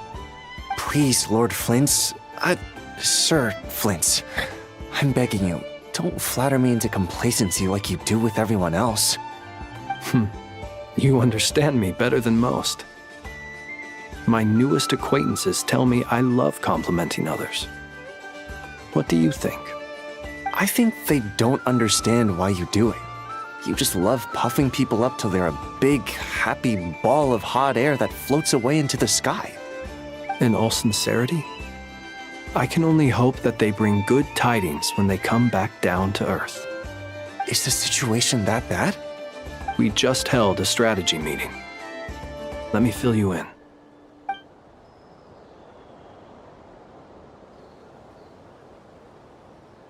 In short, we need everyone gone from Pyramida.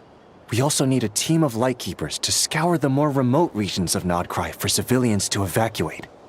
I only hope we have enough personnel. We do. Old Man Nikita will definitely help, and we can recall anyone out on patrol to focus on this instead. Good. I'm sure you and the others will make short work of this. Now, don't forget, once you've completed this task, make sure you and the rest of the team evacuate to either Snezhnaya or Natlan as well. Flint? If you've got something to say, Master Ilua, why not guess what I'm thinking right now? You mentioned that you have something else to deal with later. How difficult is it going to be? I doubt it will be easy. I know you're a Lightkeeper, and it's your duty to protect others in times of crisis. But I have a feeling that you'll be walking into grave danger. However bad things have gotten in the past, nod-krai has never faced a mass evacuation before. But from the sounds of it, you don't intend to come with us. I don't mean to pry, and it's probably none of my business. But whatever it is you're intending, you don't have to go through with it, you know. I've been afflicted with some sort of curse, and I'm told it may well trigger if I set foot outside of nod-krai. As such, I cannot leave. I have to act, if for no other reason than to fight this curse. What? No. Why? Why would anyone want to curse you? There are plenty of people out there willing to trample over others in pursuit of their own goals.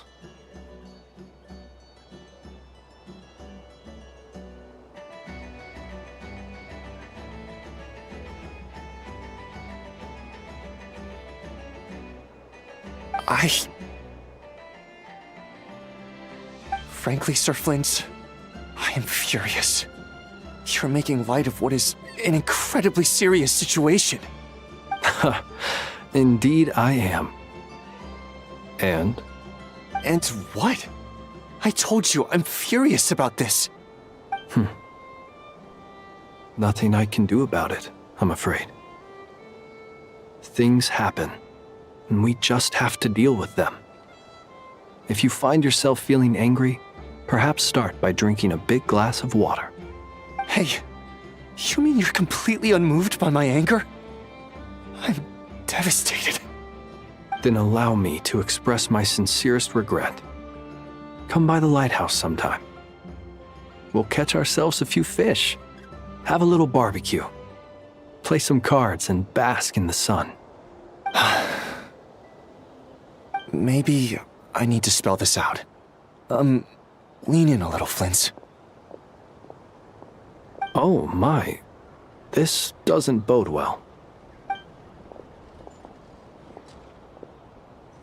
Word is that you were caught up in a real horror show recently. People were amazed that you returned safe and sound.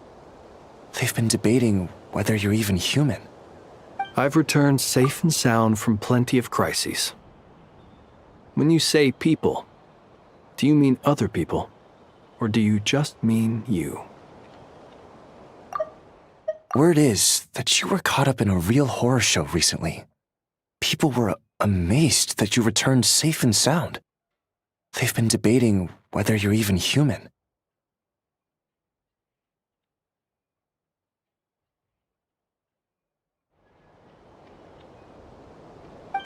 Fine. I'll be frank.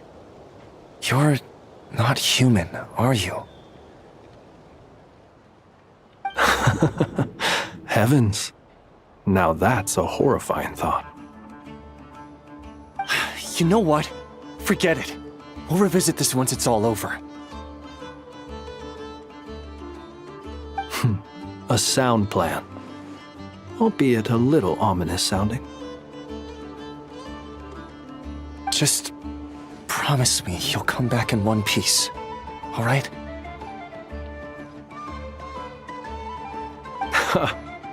for you, Master Ilua. How could I refuse? Also, please pass my regards on to our colleagues. Tell them, thank you all for your assistance. Please put safety first as you proceed with the operation.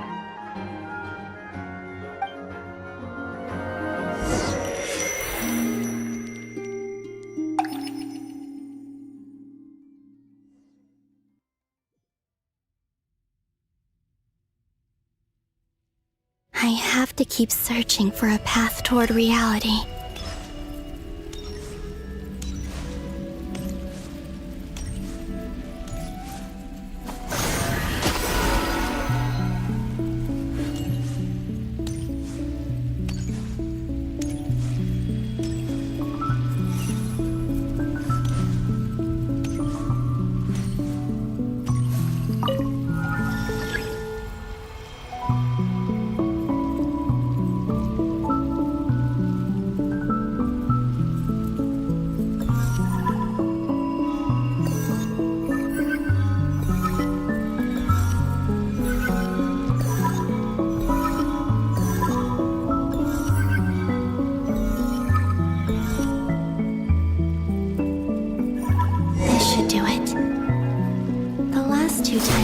Influence reality in this space. It consumed a lot of Kuvaki. I'll try and be more careful this time. I need to leave key clues behind using less power. I hope everyone still remembers what I said on Moon Prayer Night.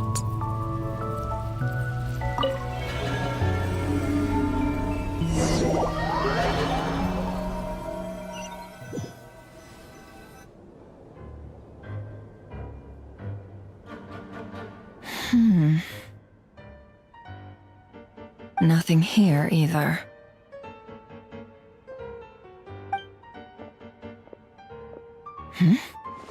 Flints? Ah, Miss Nefer. What are you doing here? Unless... I just spoke with Ilua about arrangements for the search and came for a walk nearby. As for you, why would... It appears we think along similar lines, and neither of us likes to accept things at face value. As well as figuring out how to gather intel on the Traveler, I wanted to confirm some of my own suspicions. Also, we'll need to bring a lot of force to bear against Ettore, even if we're only looking to rescue the Traveler. We can't leave anything to chance. You don't think Columbina perished either, do you? I'm merely considering the possibility that she survived, just as you are. How much can we really know about a deity like her anyway? Do you remember what she said on Moon Prayer Night? About using moonlight to send messages to us? Of course. I think that's why we're both here. Where have you checked so far? I've been focusing on the outdoors. Anywhere the moonlight shines. I checked most of Nasha Town, but didn't find anything. I checked the Curatorium of Secrets, and a few rooms where I thought I might find some leads. But no luck here either. The only places I haven't looked yet are the rooms in the flagship. But process of elimination isn't the only thing that brought me here. Oh, really? What's your other reason? After all that build-up, our mystery ally never showed up even once!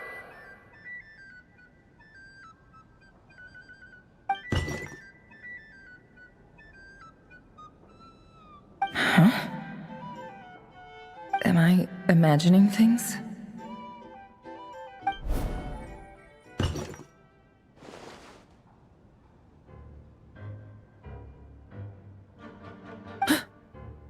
Come on, let's see what's going on.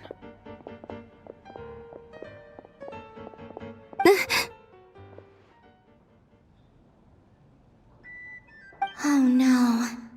I knocked over a vase as soon as I came in. It must have been caused by a Kuvaki fluctuation when I entered the space. Although, it seems like I'm not about to be pulled away this time. It looks like as long as I'm careful with my actions, it doesn't count as influencing reality. Anyway, is this the flagship? The Traveler mentioned that's where he was staying. I only went into the lobby last time, so I've never actually been here before. How does this space work? If nothing else, I can now be sure that it is not simply memory. He mentioned where his room was. I think it's this one.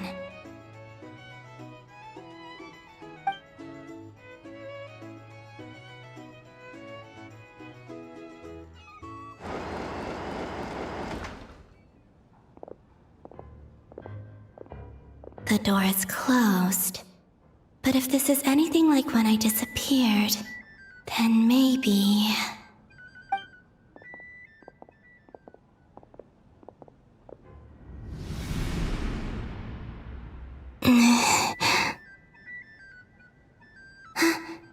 I'm in.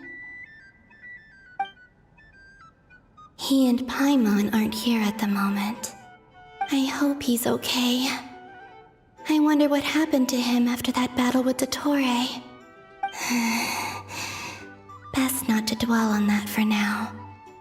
I need to try and leave them some clues.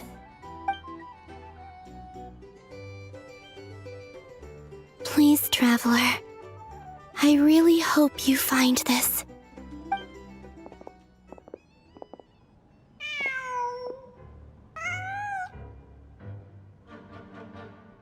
Huh. Just a cat. Nothing else here strikes me as noteworthy. Didn't you stay here for a couple of nights once? Before Rerir showed himself, yes. It's also where the Traveler and I first met. Did you notice anything unusual during your stay? I remember thinking how much noisier the flagship is at night compared to the graveyard. Other than that, no. The Traveler and Paimon were most congenial neighbors. This is where they've been staying, yes? Over here? That's right. I wouldn't usually condone breaking and entering, but we can make it up to them later. Focus now. I have to write a message on the wall using Kuvaki, just like I said on Moon Prayer Night.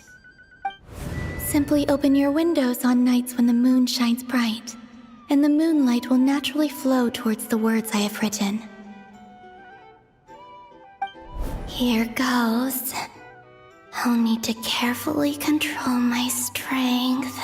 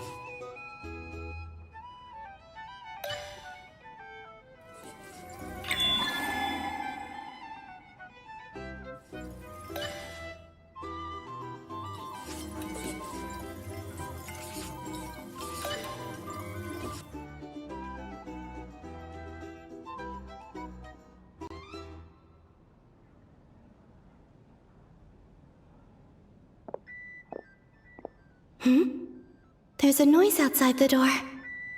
Is he back?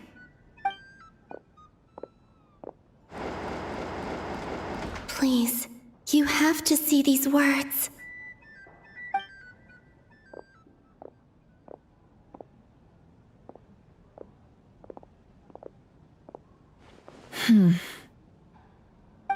Well, do you sense anything? Unfortunately, no. And this place was our last chance. Not necessarily. We've only looked in Nasha Town so far. Miss Columbina said she would leave messages at her friends' dwellings.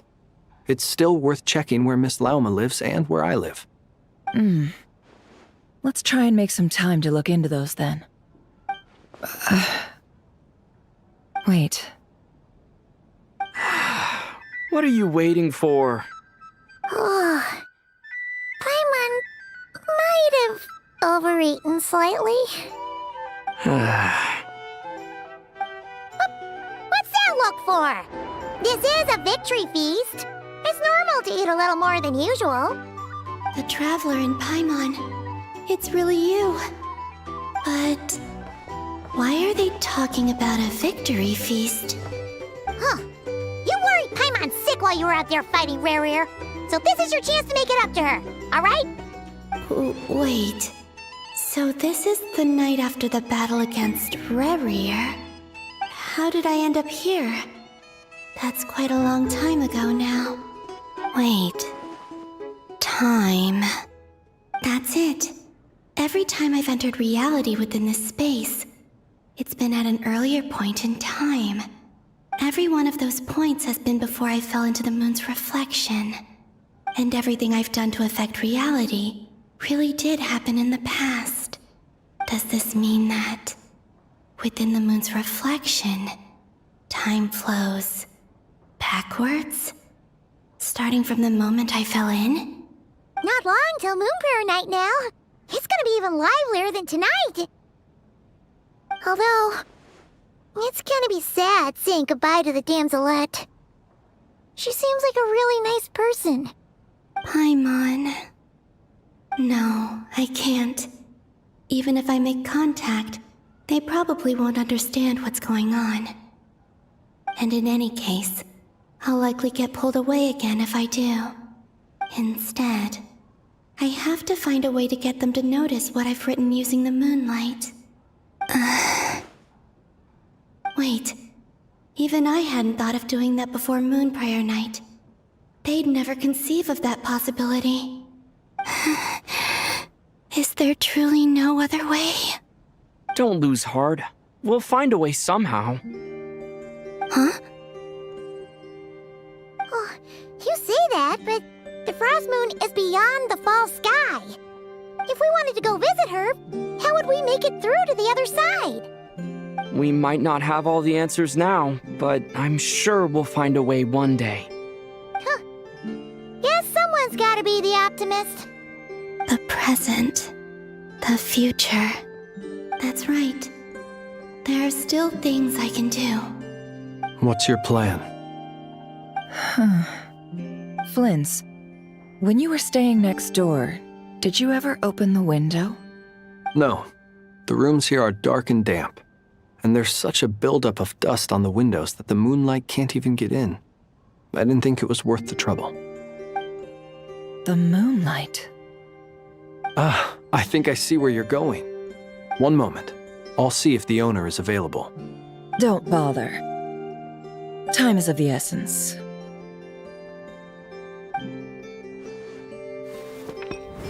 Time. Even if no one sees what I've written at this moment, maybe someone will remember what I said after Moon Prayer Night. I need to write down as much information as I can. And maybe one day...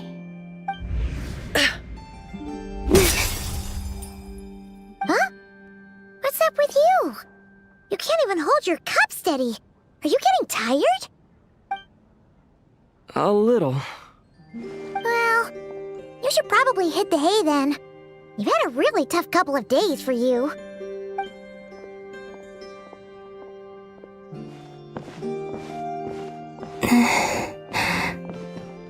You truly have. You helped defeat Rarier, helped me reclaim my name, and you helped the others organize Moon Prayer Night. Wherever you are right now, I'm sure you're still fighting against the injustices of fate. This is all I can leave for them.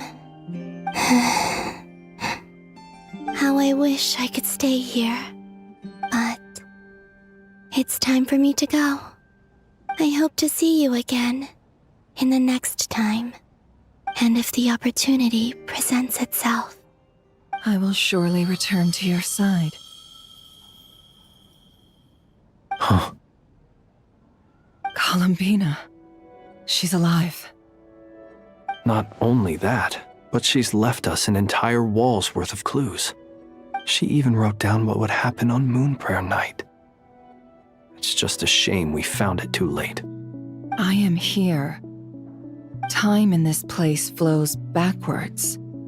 I am constantly moving forward. It sounds like she's found a way to influence the past using Kuvaki. But her future is our past. So, these words have been here ever since we defeated the Reikir of Solnari.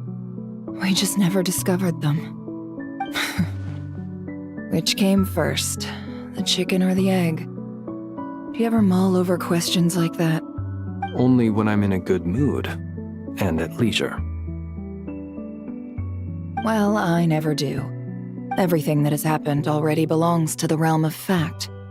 As a business person, and especially an intel broker, what I do is extrapolate from those facts to try and read the future.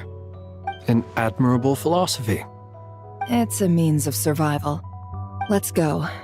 We have a wall's worth of clues to share with the others.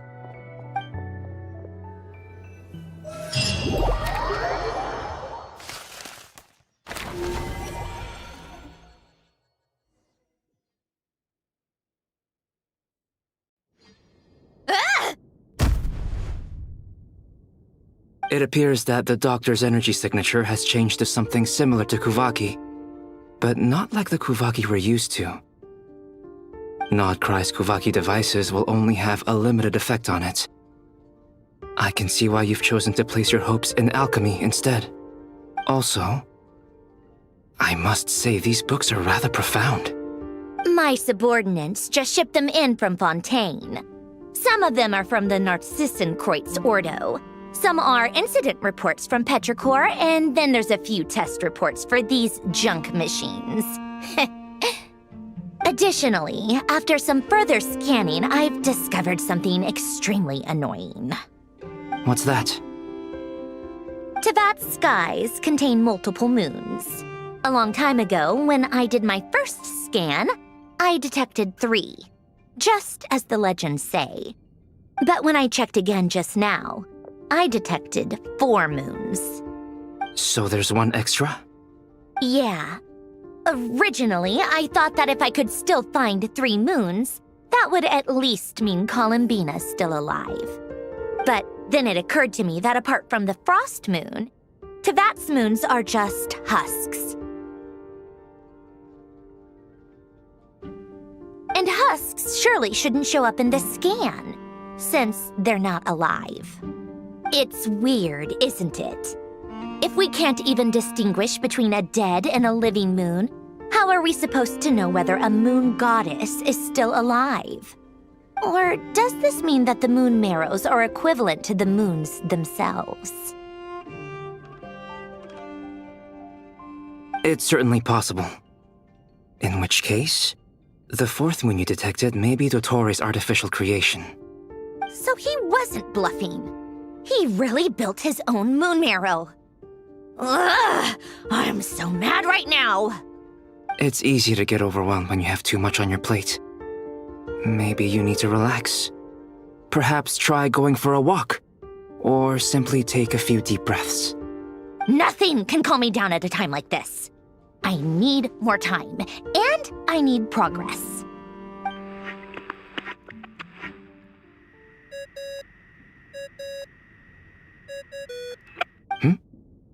It's Mr. Flynn's.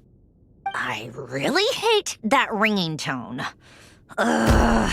First the 4 orthants of the Narcissenkreuz, then moon marrows. Now what? Oh, sorry if we're disturbing you. Might I ask what's troubling you? What do you want? We're busy. Are you still at the Curatorium of Secrets? Yeah. Look, everyone else is still out, so there's no hurry. Plus, I'm busy, so I would appreciate if you gave me some space. Even though we have crucial intel to share? Fine, I'm listening. Do you intend to share it via the Dodo communication device? Ordinarily, I would, but this is a unique situation. I think it's best that we discuss it in person. See you at the curatorium.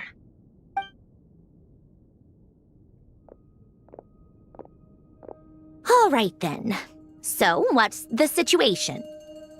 The rest of the team is still out working on their missions and evacuations, but we've decided to fill you in on the most crucial information first. Sandrone, you were right. Columbina is most likely still alive.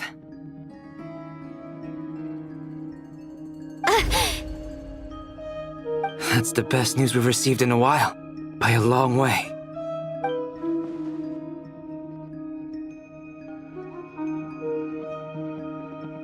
Random locations. Appearing in reverse order? Are you serious? So not dying isn't enough for the moon goddess, huh? She has to show off too. Anyway, does this mean we can deduce her condition from the moon marrows? Miss Sandrone, there's nothing wrong with simply admitting that you're happy to hear the good news. I'm not. And she's the least of our problems. We're facing a huge crisis. If she can't control the flow of time in there, she's just gonna keep moving backwards. Different points in time won't intersect, and she'll never find a way out. Let's say life begins with a drop of water. When did time begin? The moment this planet came into being? No, that's not right. Her final destination would be the moment at which the space she is in was created. But it doesn't seem like we can influence that space from the outside world. So how can we help her?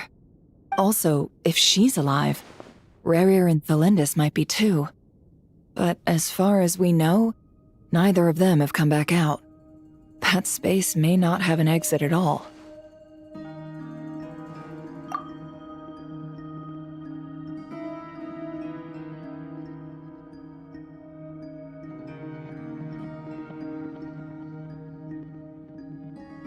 I'm afraid I must concur with Miss Nefer in this. Can't exactly argue with that. Let's leave it there for now. I've taken notes on everything you said. Will it help with your research? I doubt it's gonna help with breaking Dotori's energy fields. But who knows when it might come in handy. Better to have it all written down than try to remember everything when I need it. All right, I need to get back to my research. Mr. Albedo has made a lot of suggestions that will require my undivided attention.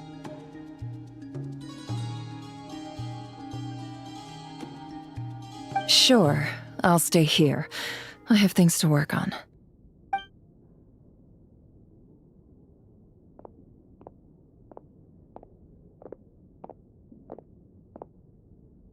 Paimon, are you there?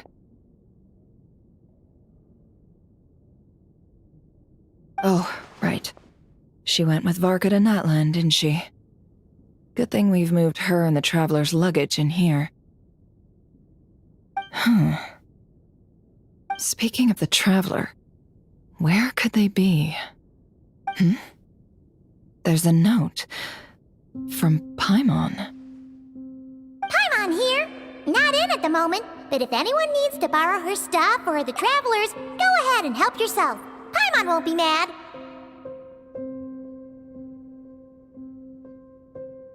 Also, Traveler, if you get back before Paimon, make sure to get some rest. Paimon misses you a lot, but put your health first, all right? How sweet. Well, since you offered, Paimon, don't mind if I do. This is the Traveler and Paimon's luggage. All the items they use day to day are here. It's well organized. I wonder which of them is responsible for that.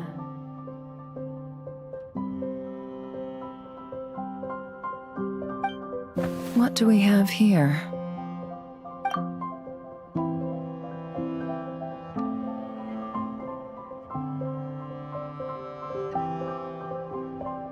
The camera captured a special moment that can only occur between people who are close to one another.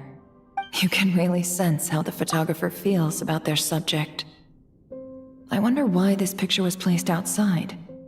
Is it because Paimon recently looked at it?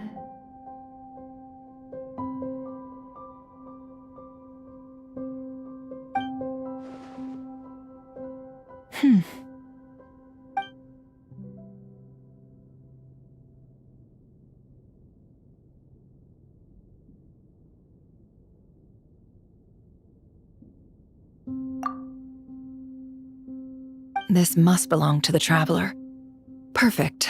I'll use this. Hang in there. We'll find you.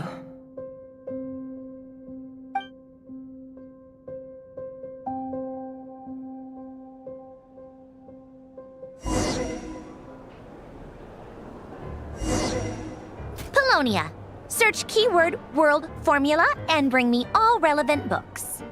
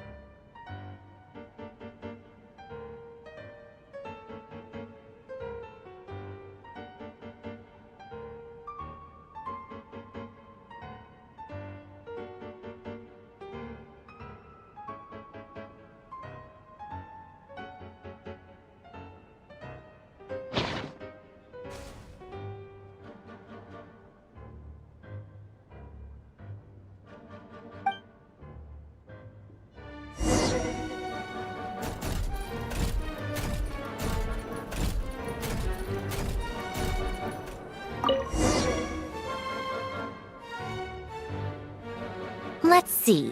This one is on Tonki's sermon dictation concerning the apocalypse. I believe that the correct term for this is Fortuna. This was an ancient Romorian technology, a wisdom unparalleled. I never imagined that Romorian ideas would be so similar to the diagram I have named, the World Formula. This is strong evidence that human civilization should gradually shed possibilities as it continues to explore and evolve. The end of humankind may well be upon us right now. The sparks of civilization shall run out, unless we consider introducing variables from outside the system. Variables. Surely that can only mean one thing. Descenders? Dottore likely captured the Traveler because of his descender status. But the Three Moons' authority comes from the world itself. Why would Dottore need anything beyond that? Where does this variable factor in? The world formula calculates the fate of an entire world. Introducing a variable would therefore give us...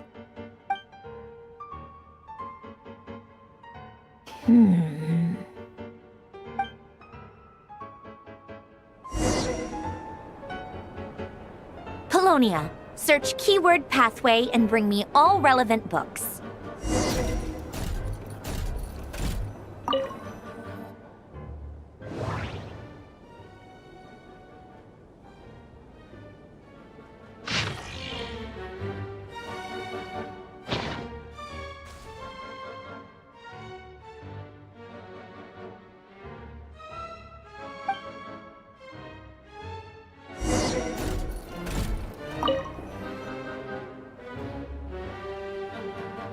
Otonki Sermon Dictation.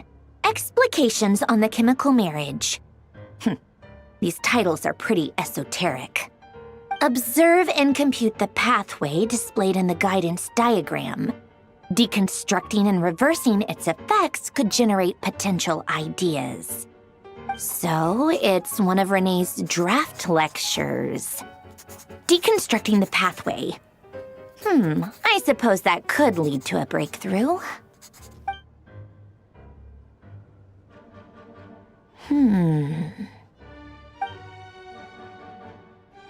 This is so long. This guy sure loves showing off his knowledge.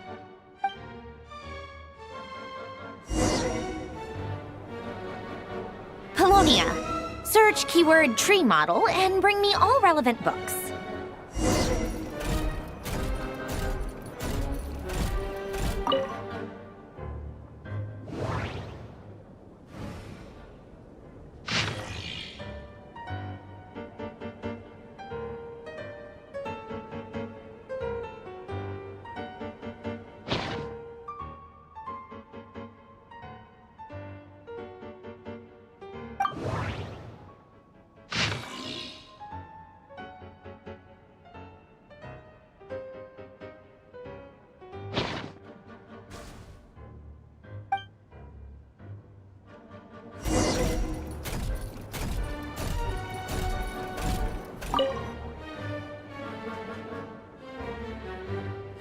Most of the experimental devices proposed by the Lilia Crucis Ordo are built based on the simple and basic logical structure of a tree model.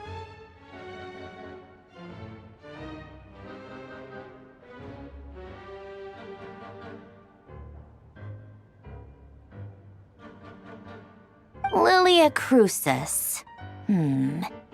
Guess they were trying to cover up the name of the Narzissenkreuz Ordo? When Duke St. Germanus departed, he said, "It seems that there's no going back." Alas, he is only a genius when it comes to machines. In all other things, he is but ordinary. Excuse me? I'm sorry. That's just ridiculous. What kind of book is this?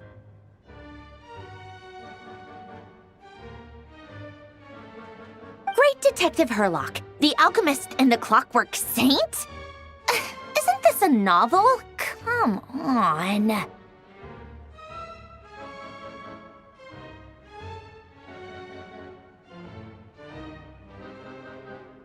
Still, the author swears that they knew Renee well. Whatever. I guess it's not beyond the realms of possibility that Renee would say nonsense like that on occasion. Memory, wishes, souls, and persona. Frankly, this sounds more like occultism, but if Albedo vouches for it, I suppose there must be some alchemical basis to these techniques. The way Alain Guillotin saw it, the world was comprised of machines. The universe needed machines, and thus his technologies were created. That's why I was born. Renee, his full name was Renee de Petrichor, if I recall correctly. Sounds like he and the town must be intricately connected. That place was also the source of most of our information regarding Remurian civilization. Seems like some of his projects were based on their technology. The cutting of souls and storing them in vessels. These seemingly unrelated techniques underpinned Renee's research. Assuming that the 4 orthants correspond to alchemical categories. The chemical marriage model? Alain would have scoffed at that. He never would have let those theories or parameters anywhere near his mathematical formulas.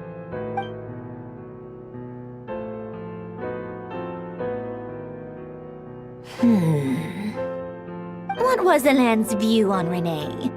I know he mentioned the name, albeit very rarely. Oh, now I remember. Alain's old notes are here too. They mentioned Renee once.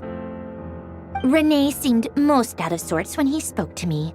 A lack of sweet foods has dulled his mind, I should think. Either way, his words are not to be believed. Yep, that sounds like Alain. My subordinates actually did a half-decent job digging out all these materials. Makes a change. Good for them. Some of Alain's old files are completely consistent with these records. He must have gotten them from the Tower of Gestalt. I never knew he got his hands on Renee's records that early. He may have kept them, but he never even attempted to use them. Didn't believe a word they said. Come to think of it, Renee's world formula was filled with calculations of constants. That shows he believed that the fate of the world to be predetermined. As for Alain... it's been too long. I forget what he said. What would he have said? A guy like him, fervent believer in machines, but not headstrong enough. The world can be changed. It is worth persevering. Yes, that's how he used to think at least. He created that procedure to save this world. Yet the scale of the world's fate proved too enormous. The result was beyond his ability to calculate.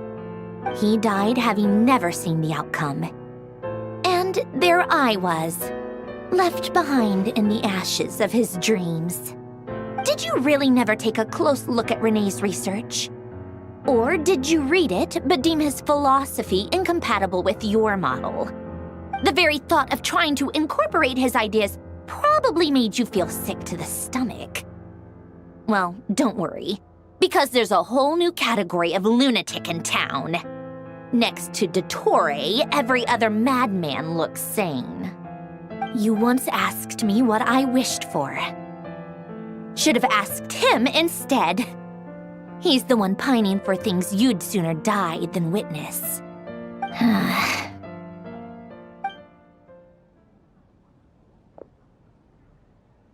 Even the tiniest variable can make big waves in the present. Now then, allow me to put these incompatible fragments together in your stead. First, establish and verify the existence of the Great Circle. Absolute nihil on one end, absolute reality on the other. Now, search between these two extremes. Then, the construction criteria. Variables. The sparks of civilization shall run out unless we consider introducing variables from outside the system. Input variables. Traverse the world, space-time, and civilization. Then extract the essential nodes from the records to determine which variables they point to. The primordial power that differentiated itself from the void. The power of light. Yes, light. Records. Hyperborea. This is so horrendously complicated. After all that, I'm still missing a few variables. I need to think this through again. How do you think it looks, Polonia? Like the frenzied scrawlings of a madwoman? Fine, keep it to yourself. It's not like you can talk anyway. I'll assume you gave it a passing grade. I jest. But true madness does often start with trying to save the world. What would Arlecchino and Columbina think if they saw this incomprehensible hen scratch? They'd probably have me institutionalized. So would Rosaline. She's been dead for a while now. When I close my eyes and think back, I can still see her face. And that enormous dress she used to wear. Such a bizarre choice. What possessed her? Oh, and the clack-clack of those heels used to drive me insane. No one's asking me, obviously, but I hope you all know that I never wanted to save the world. I'm not crazy. I don't have delusional ambitions, and that's a clinical fact. The world needs a solution, but I don't need the world's validation. It's the world begging me for answers, not the other way around.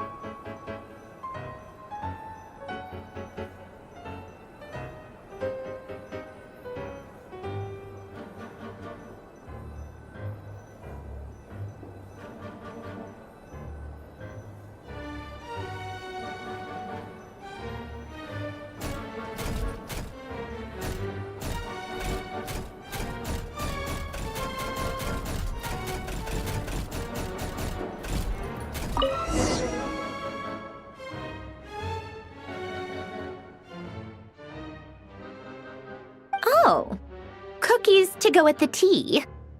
Let's see. They must be from that person who brought those documents. I see they're from Hotel de Boer. Something's written on the box. We are proud to present this homage to the Fortress of Meropede's fun-filled mill collection system. Fortune cookies. Have a lucky start to your day. Sounds like a dumb gimmick to me. Be early to bed and early to rise. Get plenty of sun and drink plenty of water. Then things will surely go well for you. What? Are you kidding me? Somehow I doubt that an early night and a glass of water is magically gonna save a world on the brink of existential peril.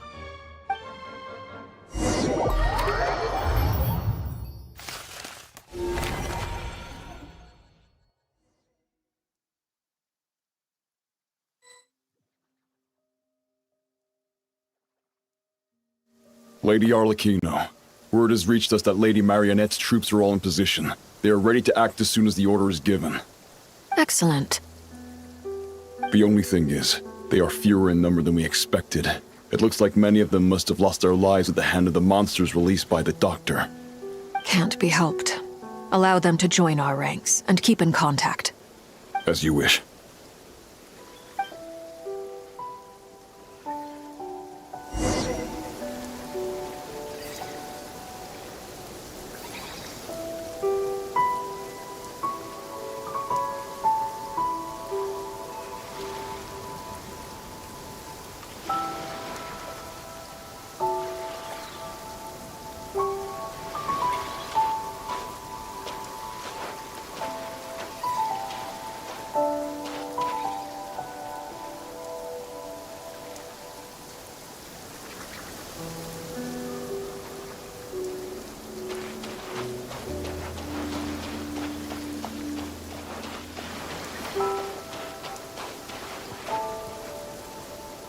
It's been a while, Arlecchino. You look well.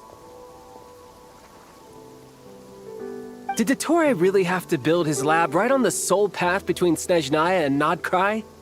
Had to go on a huge detour to stay out of its line of sight. Sounds like an arduous journey. I assume you've brought word from Her Majesty? Of course, all part of the job. Firstly, the Tsaritsa has authorized Fatui Internal Affairs to review Dottore's case. They will reach a formal verdict on whether he has turned traitor and whether he poses a threat to Snezhnaya. While they're working on that, I've been ordered to come and receive the refugees from nod-krai. They are nearby. My team will escort you to them shortly. Great. Aside from that, Her Majesty has a message for you and Sandrone personally. Huh? Where is Sandrone? She stayed behind to work since I was making the trip anyway. It seemed sensible to have one person on standby at base while the other came out to meet you. All right, guess that's just how she rolls. In that case, tell her that the Tsaritsa's decree this time is pretty awesome sounding. I think she'll like this one. Still, I wonder what... Wait, what's that? Did one of our troops turn into a monster?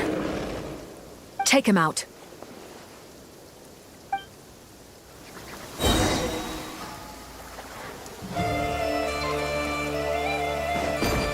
Laid bare.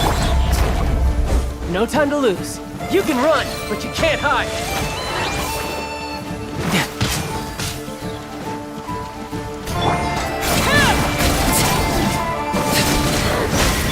You've gotten stronger, Arlecchino. Nice. Stop that right now. I appreciate the praise, but I am not fighting you today. I knew it.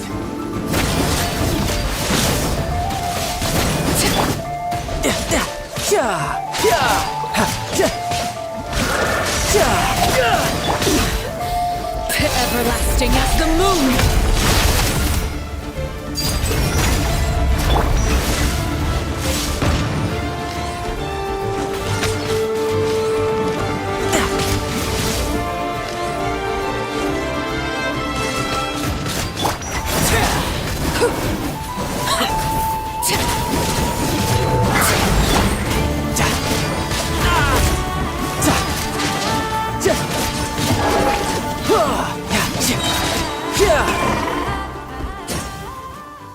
I can't believe it.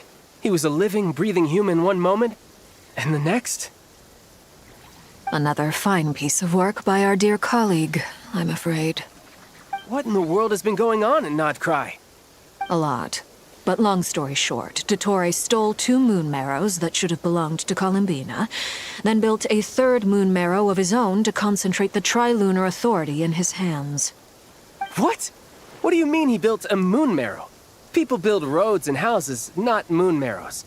What's his next DIY project? He's gonna build a god? You could stand to be less surprised. We are harbingers. The work we are engaged in makes the creation of gods seem mundane by comparison. I tell everyone who asks that you once crossed swords with Rex Lapis while serving as a key supporter for Rosaline's plan. But right now, you're acting like a common adventurer. Thanks for speaking up for me. Those two really took me for a ride back then.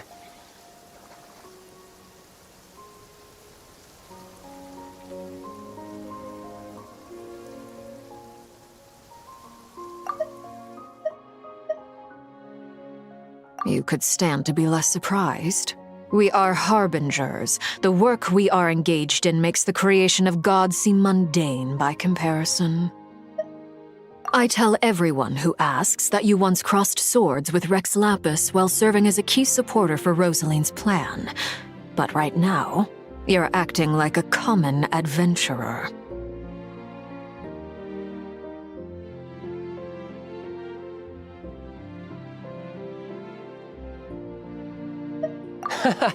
Thanks for speaking up for me. Those two really took me for a ride back then.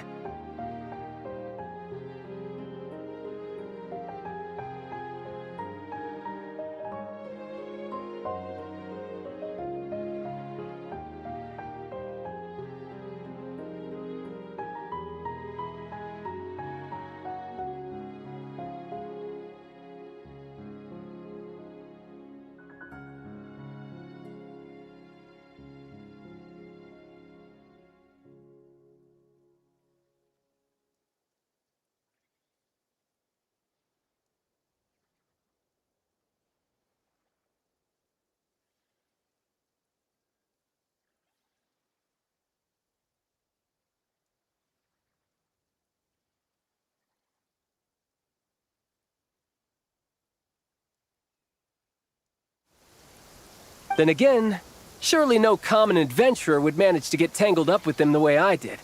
That's gotta count in my favor, right?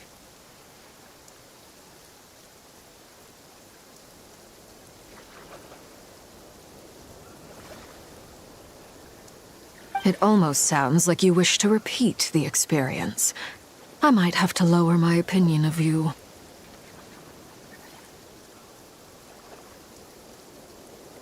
No. I'll stop talking. Please, go on. Dottore is currently still experimenting with his newfound power in ways that continue to corrode the outside world.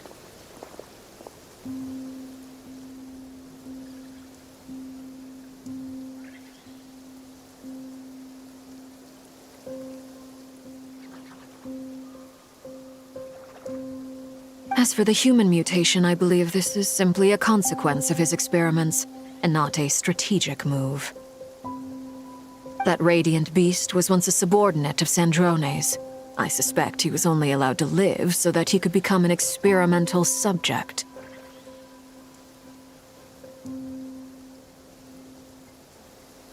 Also, those of us who fought Dottore have been afflicted with a curse. As such, I cannot leave nod-krai. This is so much worse than I thought. No wonder Her Majesty's decree is so extreme.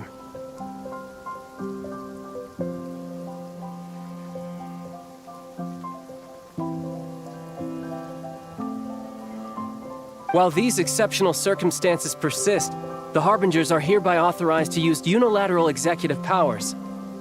Should Dottore pose a threat, Arlecchino and Sandrone are permitted to eliminate him.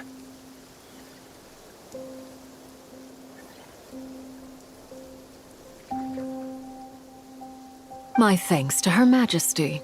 I will pass these good tidings on to Sandrone. Her Majesty has also declared that she will refrain from launching an attack on the now evacuated nod-krai due to the presence of unretrieved research material. A wise decision. By the way, how's my old partner doing? I'm assuming they're with you? Partner? You mean the Traveler? I'm afraid I have bad news. He was captured after our failed assault in Dottore's lab. His whereabouts are currently unknown. What? Why? Since when does Dottore have a bone to pick with him? That is indeed the question. I'm not sure he does. He must have some other goal in mind. This won't do. I have to rescue him. You can't. We have no idea where the Traveler is. What am I supposed to do then? Stand here twiddling my thumbs? Sandrone is working on it. The best thing you can do right now is complete your mission. Fine. I guess I'll leave this to you then. One last thing.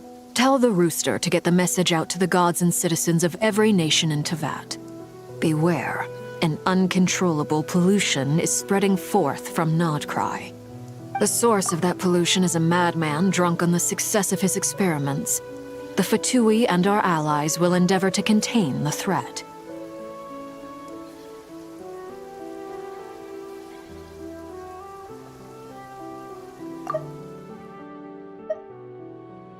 One last thing. Tell the rooster to get the message out to the gods and citizens of every nation in Teyvat. Beware. An uncontrollable pollution is spreading forth from nod-krai.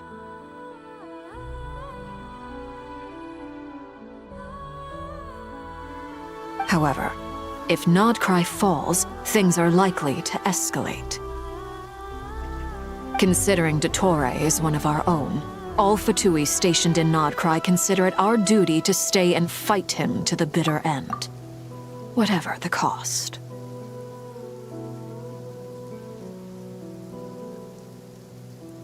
Hey, don't be too pessimistic. If it comes to it, I'm sure Her Majesty won't stand by and do nothing. I hope you're right.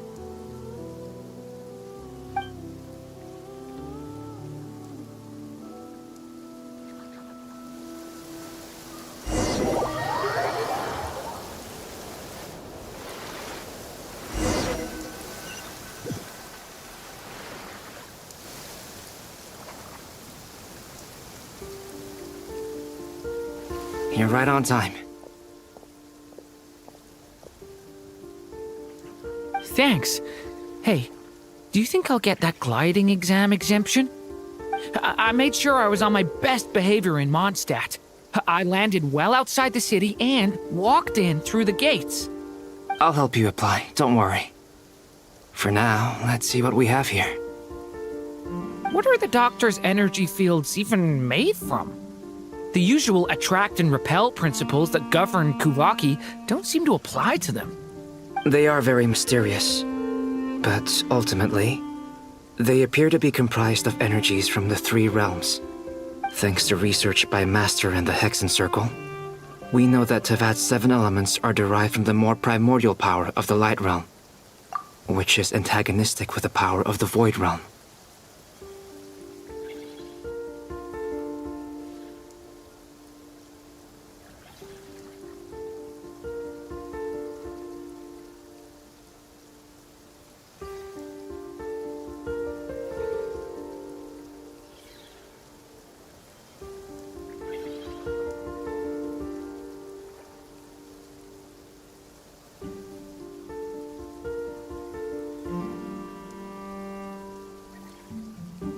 Since you have the power of the Dragon Durin within you, I'm sure you can already tell that this energy field contains no abyssal energy.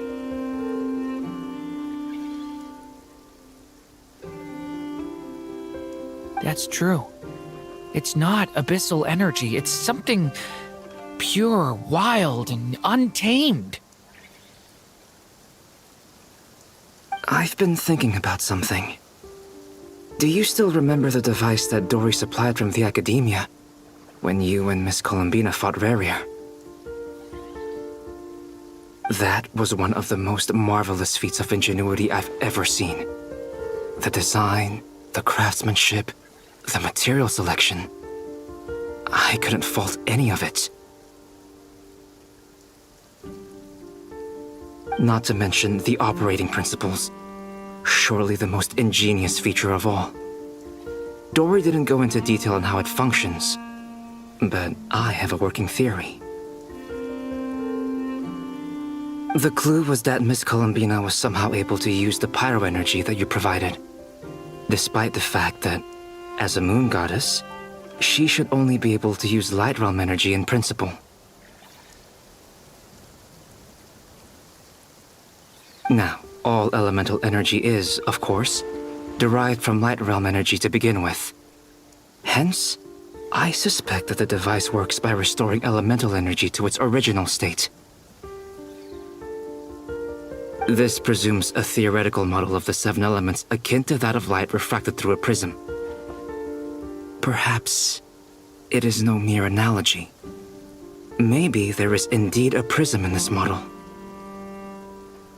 I almost wonder if the idea for the device was conceived based on direct observations of said prism. It would explain how such an ironclad design concept was achieved. It is at once a masterwork of engineering and a groundbreaking application of the Academia's latest elemental theories.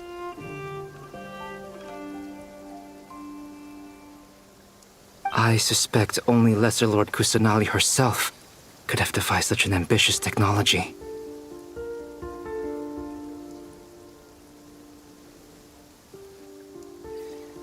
But back to the energy field before us.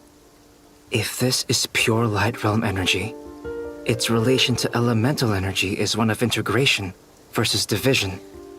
Or you could say that the former contains the latter.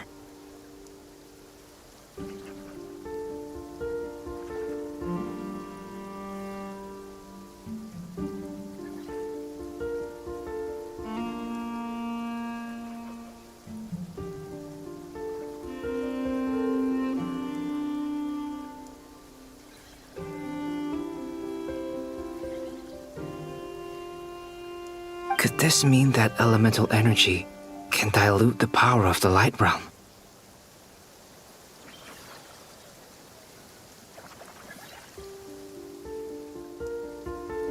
Should we give it a try? We should.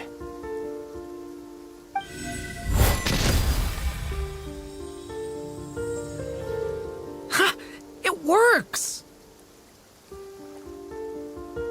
Clear signs of disruption were detected at the periphery of the energy field. This indicates that elemental energy can disturb or even negate the field.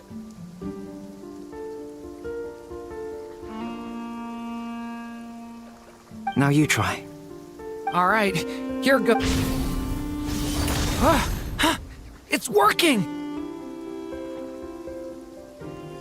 Switch to abyssal energy and attack again.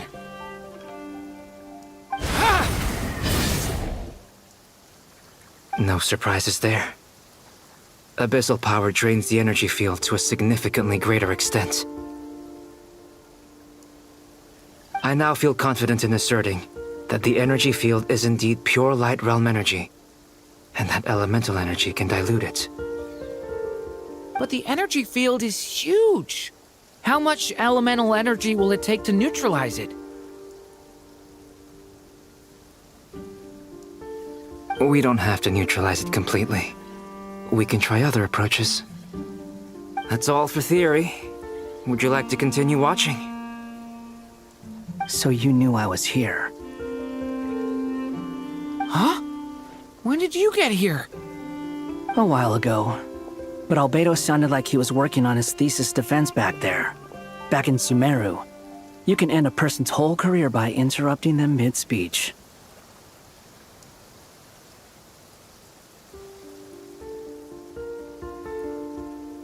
Very thoughtful of you. I'm truly touched. Could I ask you to lend me a hand? With what? A little test. Try using Animo to unleash a concentrated assault with circular blades, with the goal of breaking through at a singular point.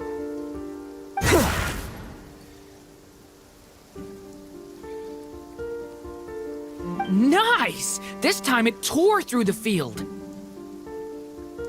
Tremendous. This is a major breakthrough. Should we go through? We probably shouldn't risk having mutually antagonistic energies in such close proximity. Durin, you stay here and watch the entrance. Hat Guy and I will go in to investigate. Sounds sensible to me. Keep your eyes peeled, Durin. Don't worry, I got this. You two be careful in there. Just give me the signal if you need help, and I'll dive right in.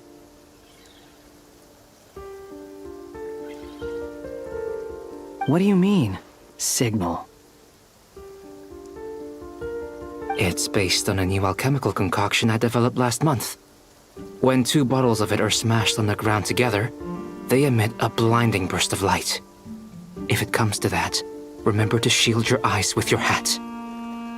Glad I asked. Thanks for the heads up.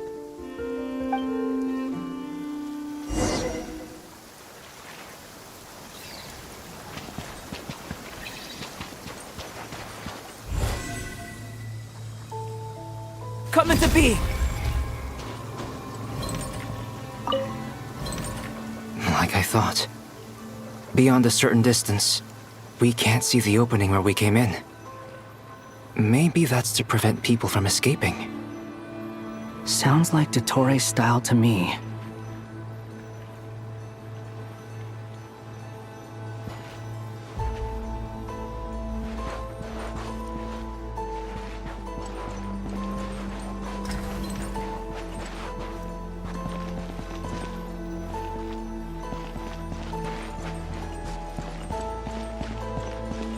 Not much has changed.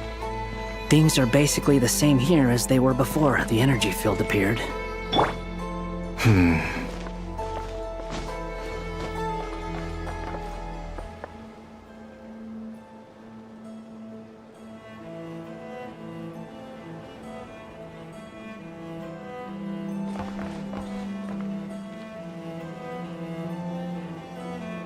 They have no heartbeat and they're not breathing. We can only assume they're dead. But there are no visible wounds. Also, there's an animal squatting next to each body.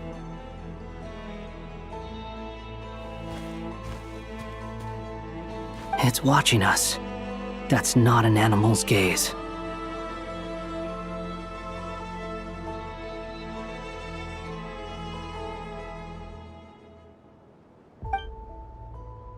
What are you trying to tell us? Doesn't seem eager to talk. I guess maybe it's just an animal after all. Let's keep looking around.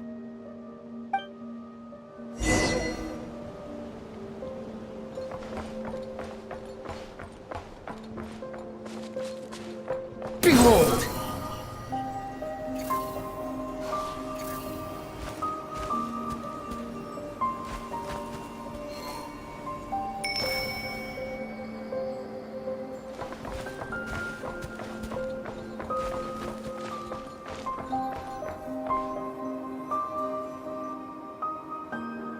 Same situation everywhere. Not a living soul in sight. Just countless bodies with animals standing watch over them. Well, I think we can safely rule out the possibility that they're all pets. Is skirting around the topic your way of showing consideration for other people's feelings?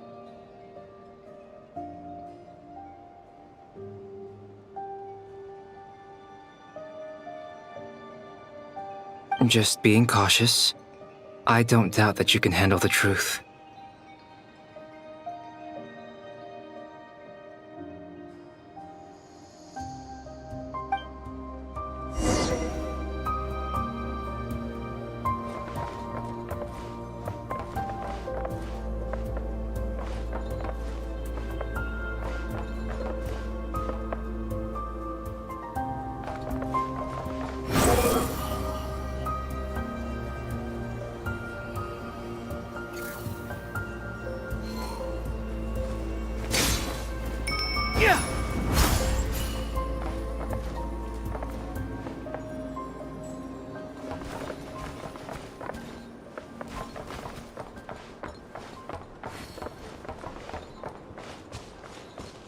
Careful.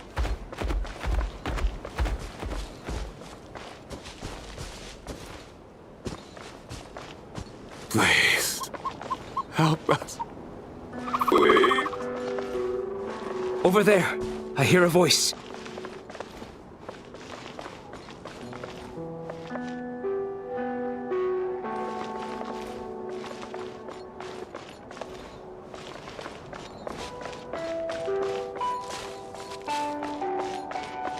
rises.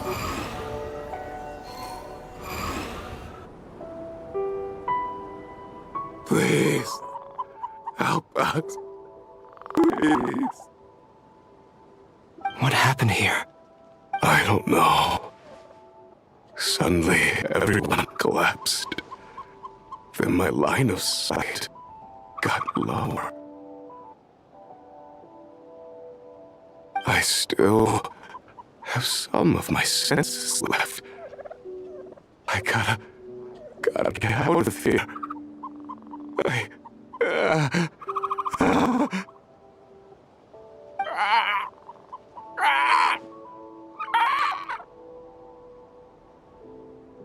It looks like there's a huge experiment going on inside this energy field. Maybe each energy field is its own giant experiment. Vile. He's swapping human minds with those of animals. Even without the other circumstances, this would be an extremely radical experiment.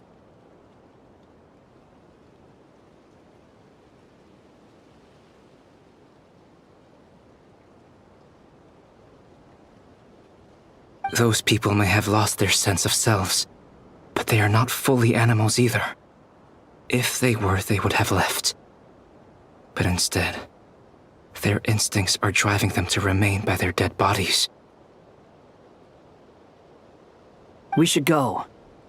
No sense in sticking around here longer than we need to. Agreed.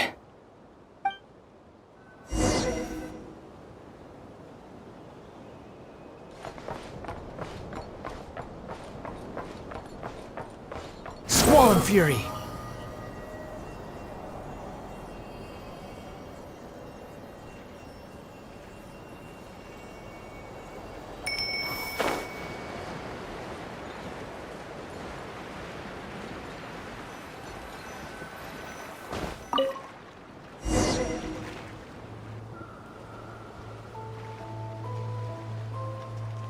You're back! Everything okay?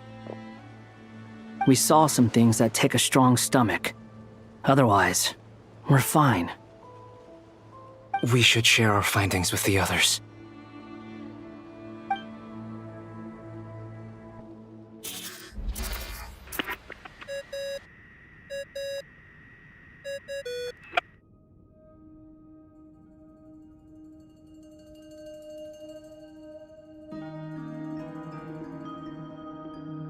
Yes? Who is it?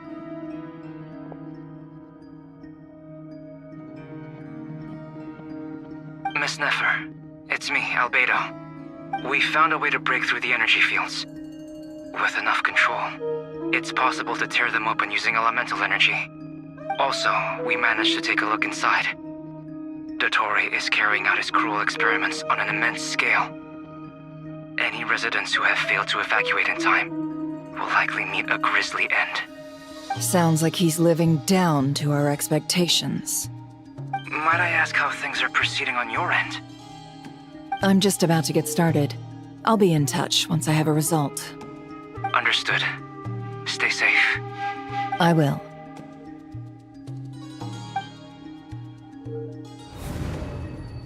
Well, Nefer, I'll link up with you once my tasks are complete. What makes you think I'd need you to do that? I'll need it. And considering the way you approach certain matters, I think you'll be better off with me present.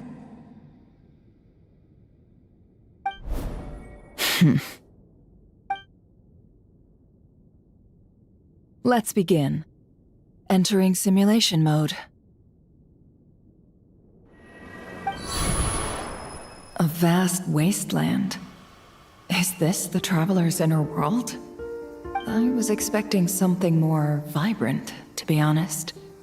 Wait, someone's there. What are you looking at? In that case, I'll look at it with you. I want to know all about everything you've seen and experienced. Is there somewhere I should return to? Or should I stay here and be the hero everyone says I am? I don't dislike my current life. Roaming the land, fighting battles, accomplishing missions, earning a living. looking after Paimon. It's not so bad. I guess the only thing that's missing is that you're not here with me. This is the conscious layer, which contains a person's true feelings. It is filled with both longing and kindness. I suppose anyone who lives long enough ends up wishing for someone who can't be there. Maybe it's the only way we can feel truly alive. Time to delve a little deeper.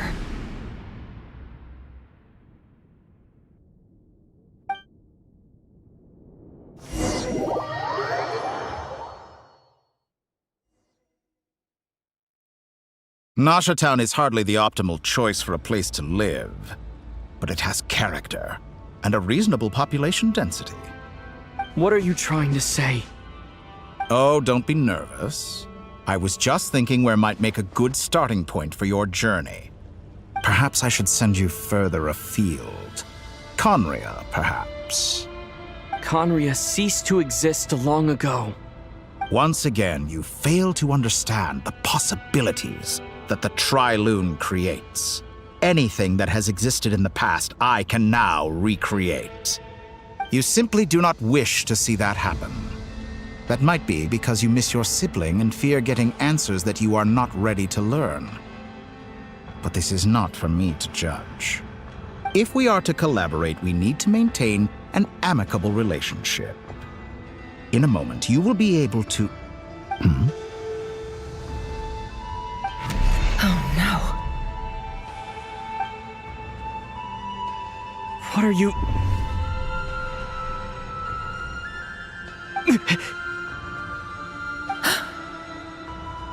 What are you gonna do? Don't move. Something unwanted has crept into... Oh? Gone as quickly as it came.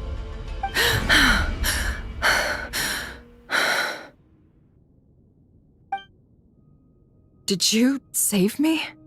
If I hadn't cut the connection, Dottore might have caught you from the other side and destroyed you. This was a good idea, but once is plenty. You were exceptionally brave. Excellent work. Thanks, but now's not the time for that.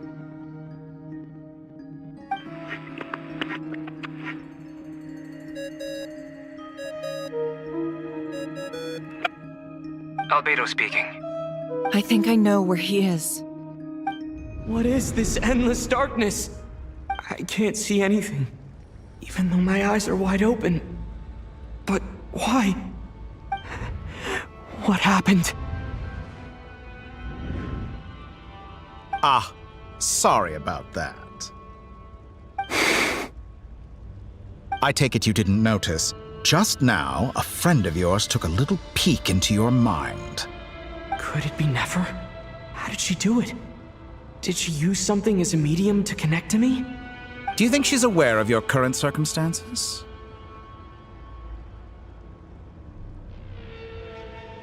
Oh dear. Have I stunned you into silence? I only wanted to slow down your time a little so I could stop your intruder in her tracks. It would have been nice to capture the spy. I must say, I'm finding the ability to adjust the flow of time rather intriguing. The moment you closed your eyes, time seemed to grow impossibly viscous, didn't it? A whole month passed before you opened your eyes again, but only for you. No one else was affected. I dare say this is something only a god can achieve. Point taken. You've proven once again that you have god-tier powers. Oh, you misunderstand. This wasn't about proving a point. I was testing things out. I find I learn best by doing, and I have to admit, time is not the easiest dimension to control. I only wanted to make you sleep for a short while, but it ended up lasting a whole month. Clearly some finesse is required to wield the authority over time as I wish. I hope you're not angry with me. It was only a month's discrepancy, nothing too serious. Had I been off by a year, a decade, or even a century, that would have been quite a different story. You could have frozen me for millions of years. So much for collaboration. You aren't showing much sincerity. Millions of years? To what end? I wonder if you don't understand humans all that well. They are very pragmatic creatures who understand only that which they can perceive with their senses. If I had you sit here for a week, I imagine people might sympathize. But if I left you here for 100, 1,000, or 10,000 years, the sheer size of that number would cause it to lose all meaning to them. They would not have the capacity to comprehend your suffering, and thus they could not empathize. Unfortunately, while gods do exist in Teyvat, it is ordinary humans that account for most of the population. Their lifespans are so limited, their bodies so fragile. Did you ever really hope that they could begin to understand someone like you? Your long life and unique origins make you fundamentally different from them. How long will it be before they start to treat you like the alien you are? Before you are ostracized, outcast? Alien? Even I feel bad for you sometimes.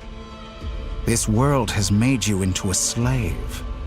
So many times you have served its will, and not once have the powers that be ever thought to grant you the one simple thing you wish for. You have been treated most unfairly. I can change that. I will grant you special privileges and give you back the status you rightly deserve as a descender.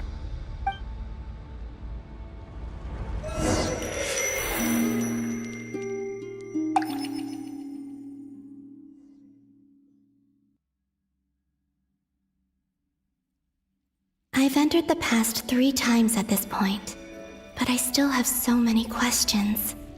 For instance, beyond each point being further back in time than the last, what determines the specific locations at which I can make entry? So far, the common thread linking all 3 scenarios is that the Traveler has been present. But it's more than that. I know I sensed something familiar around him. What was it?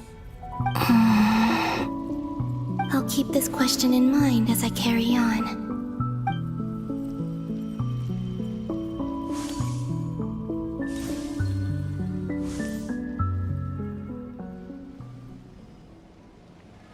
Humans, you never change. Always trying to use powers you neither comprehend nor control. This looks like Star Sand Shoal. Was this before Rerir regained his physical form?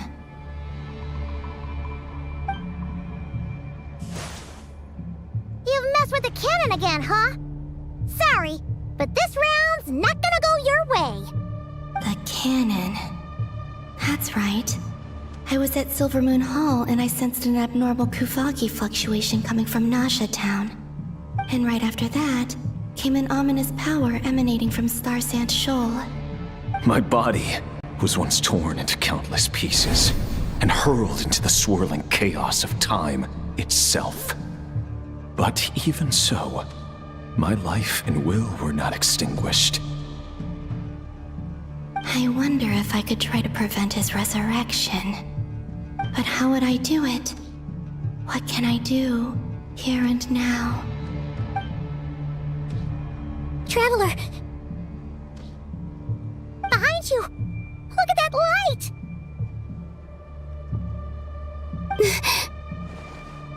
No, I won't make it in time. He's using the Kuvaki shield, like I taught him. Is he going to use it to block the cannon's beam? He's strong. I'm sure he can manage. But the force released when the beam impacts the shield might lead to collateral damage. Easy Island. The Frostmoon Scions will be exposed to lethal levels of Kuvaki. A question, if I may, kind Miss Columbina. When the cannon's Kuvaki beam was deflected earlier, I saw several bolts of energy streak toward Easy Island, only to be blocked. Did you also have a hand in that? Maybe that really was me after all. Well, future me. But I don't know if I have enough power left.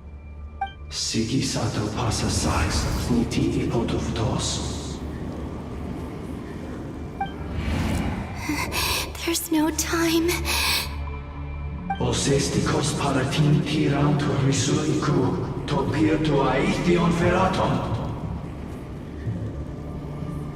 I have to make it. Oh, Frost Moon. Oh, great land. Oh, slumbering moonlight of nod-krai.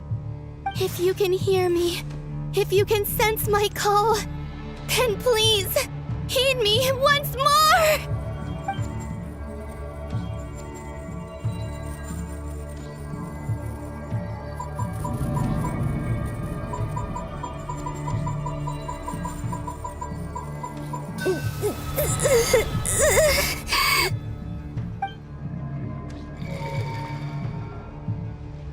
Did it work?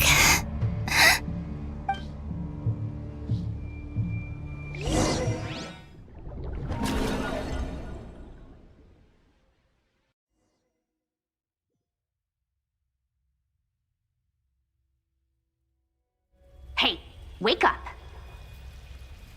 Hey, did you hear me? Columbina, I said wake up now! Oh, good morning, Sandrone. It's 3 in the afternoon, actually. And could you kindly not use my quarters as your personal nap room next time? But I feel so safe here. And your coffee, right? It's so bitter, but it smells lovely.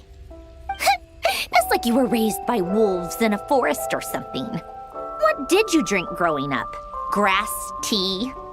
The Frost Moon Scions certainly led a more frugal existence than the Fatui. Then I'll bet you've never eaten one of these before. It smells delicious. That's because it's a Fontanian recipe.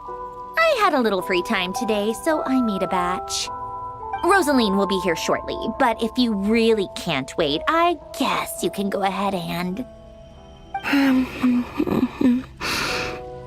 Hey, at least let me finish before you start eating! Did the Frost Moon Scions not teach you basic table manners? Or did the rules not apply to you because you're the high and mighty moon goddess? These are so tasty. Of course they are.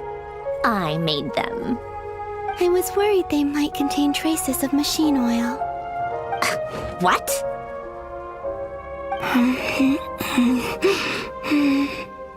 You know, there's something I've always wanted to ask you. Why did you leave your old home and join the Fatui? I mean, I'm sure their food was awful. But there's gotta be more to it than that. Well, life there didn't go quite how I imagined. What were you expecting? You're a god. Your followers are gonna make some demands of you, right? Surely you can just answer a few prayers here and there in return for the free food and drink. How bad can it be? Well, would you help other people just for free food and drink? The doctor told me that you were created by a great mechanic, Lord something Fisher. The Lord Artificer. Ugh, some people can't keep their mouths shut. Oh, Lord Artificer. And didn't he have something to do with the, narcissist? Narcissenkreuz Ordo. Yes, that was it. Narcissenkreuz Ordo. So, would you try to fulfill their wishes? You must be joking. I wouldn't go even if they paid me. I don't even know them. Exactly. Well, I felt the same way.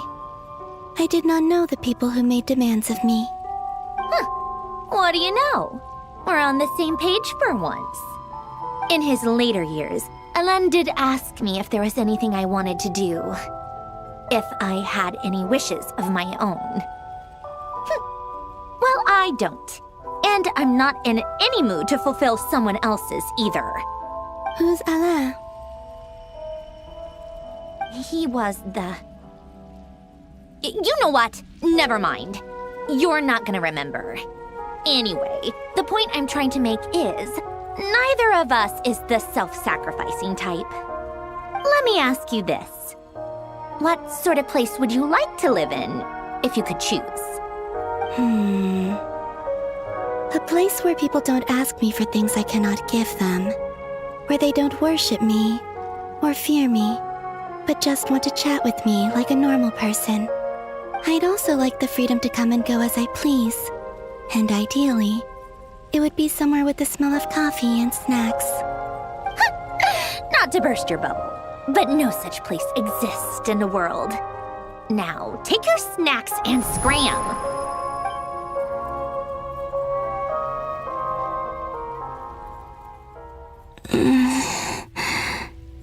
Did I pass out?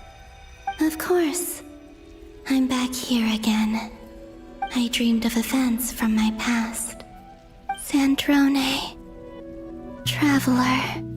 I miss you all so much. Back there. I guess I managed to harness all the Kuvaki energy on Hisi Island. But how did I do it?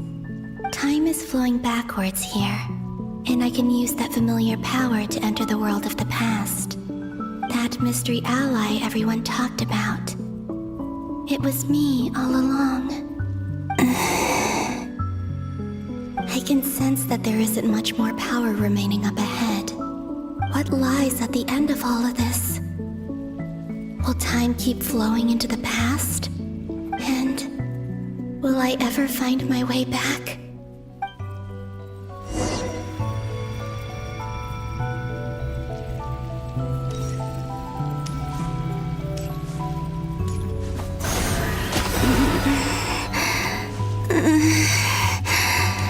It's getting harder and harder to use my power.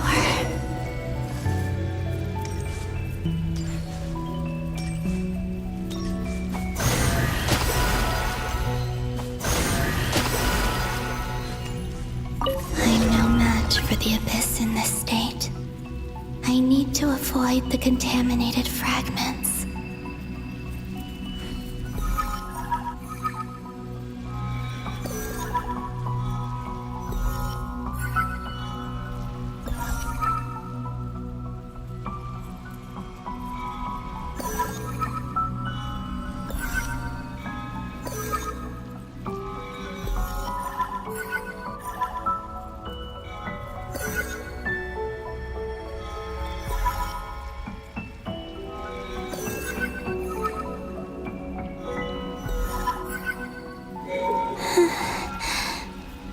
Time to go.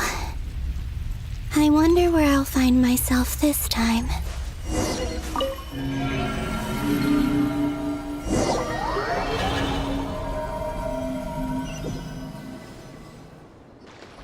The Final Night Cemetery. This is where Flint's is based. Or not! How are we supposed to read through this many files? Difficult, yes, but it is also our most efficient option. Seems like they're searching for information. Oh, I remember. Flint and Varga talked about some files on the Wild Hunt. Was this my doing too? To expose the true intentions of this Rerir, we need to dive into nod-krai's history. Are my actions changing the past? Or are they simply completing a process? Is all of this inevitable? Or am I the one making these decisions? If I choose not to help them now, will it change how things turn out? Hope we don't land on our heads then. They're my friends. I can't not help them.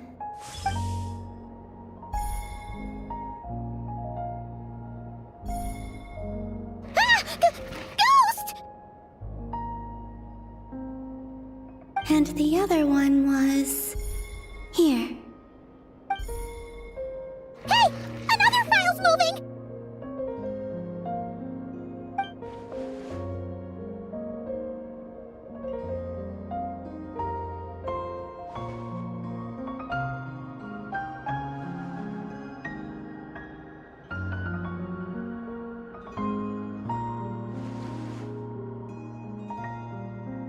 That should do it.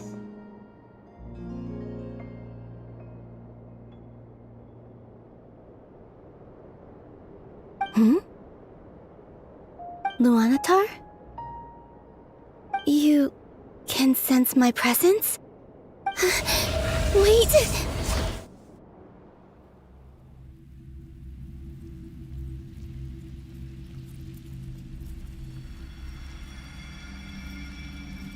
Luanatar. So she's that familiar presence I've been sensing all along. She's always been by the Traveler's side. That explains why the Traveler has been there each time I've entered the past. But why Luanatar? Is it because she has a connection to me as the Moon Goddess's familiar? If so, why not any other Kuhenki? That's...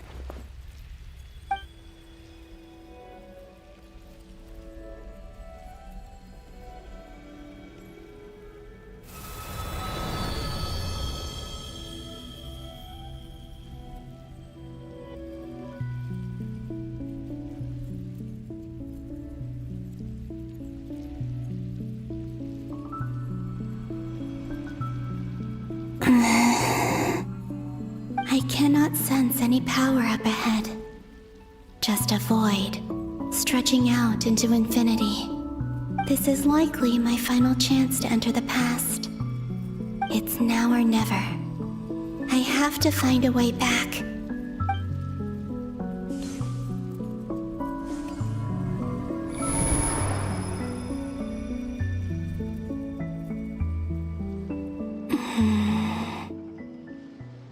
Sea Island?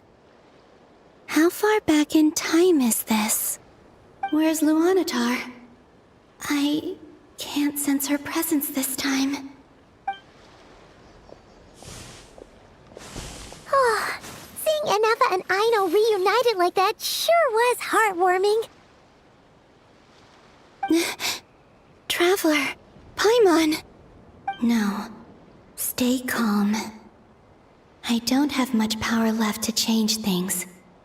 I don't even have that much time left here. Think, Columbina.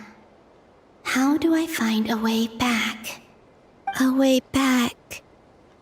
to where? Do I go back to Moon Prayer Night? Or to the future that followed?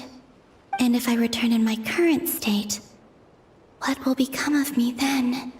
Dotori's actions that day proved that he'd been planning that for a long time. He had already seized the power of 2 moon marrows before capturing me. Even if I managed to get back, how can I fight against him when he wields the Tri-Lune Authority? I can't. If I go back like this, I'll be playing right into his hands. I have to find some way of rivaling the power he has usurped. Wait. Time flowing backwards. The Tri-Lune Authority. Does that mean... I think I know what the final destination of this lunar reflection might be. I know what I must do. Speaking of homes, we must already be close to where the Frost Moon Scions live. The vibe here feels different, just like the scenery. But how do I communicate my plan to my friends? Should I write it down here? No. Someone else will see it. I need something with a close connection to me. Something I can use as a medium to tell them what's happened to me in here. Now it makes sense.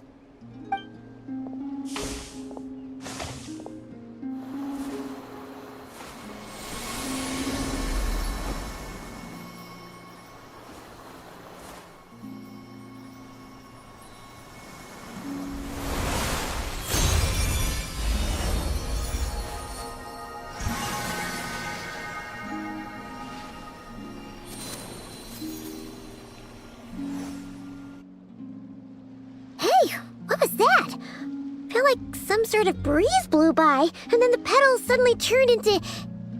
Huh? It was I who brought Luanatar into being. I gave up a piece of my own soul to create her.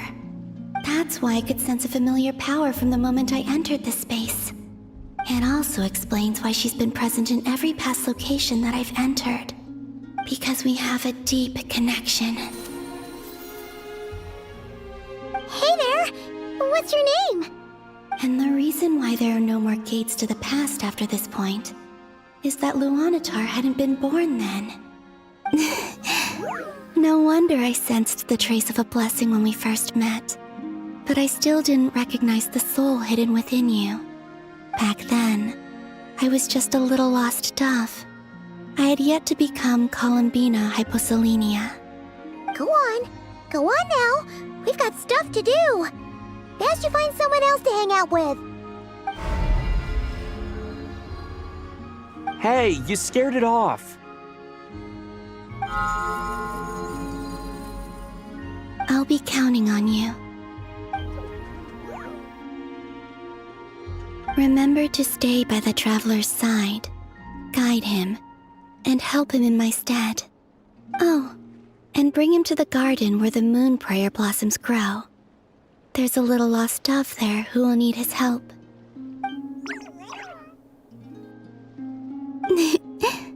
Go on.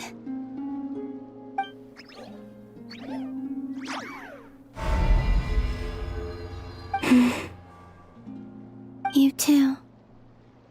Go and live your story. As for mine must go in a different direction.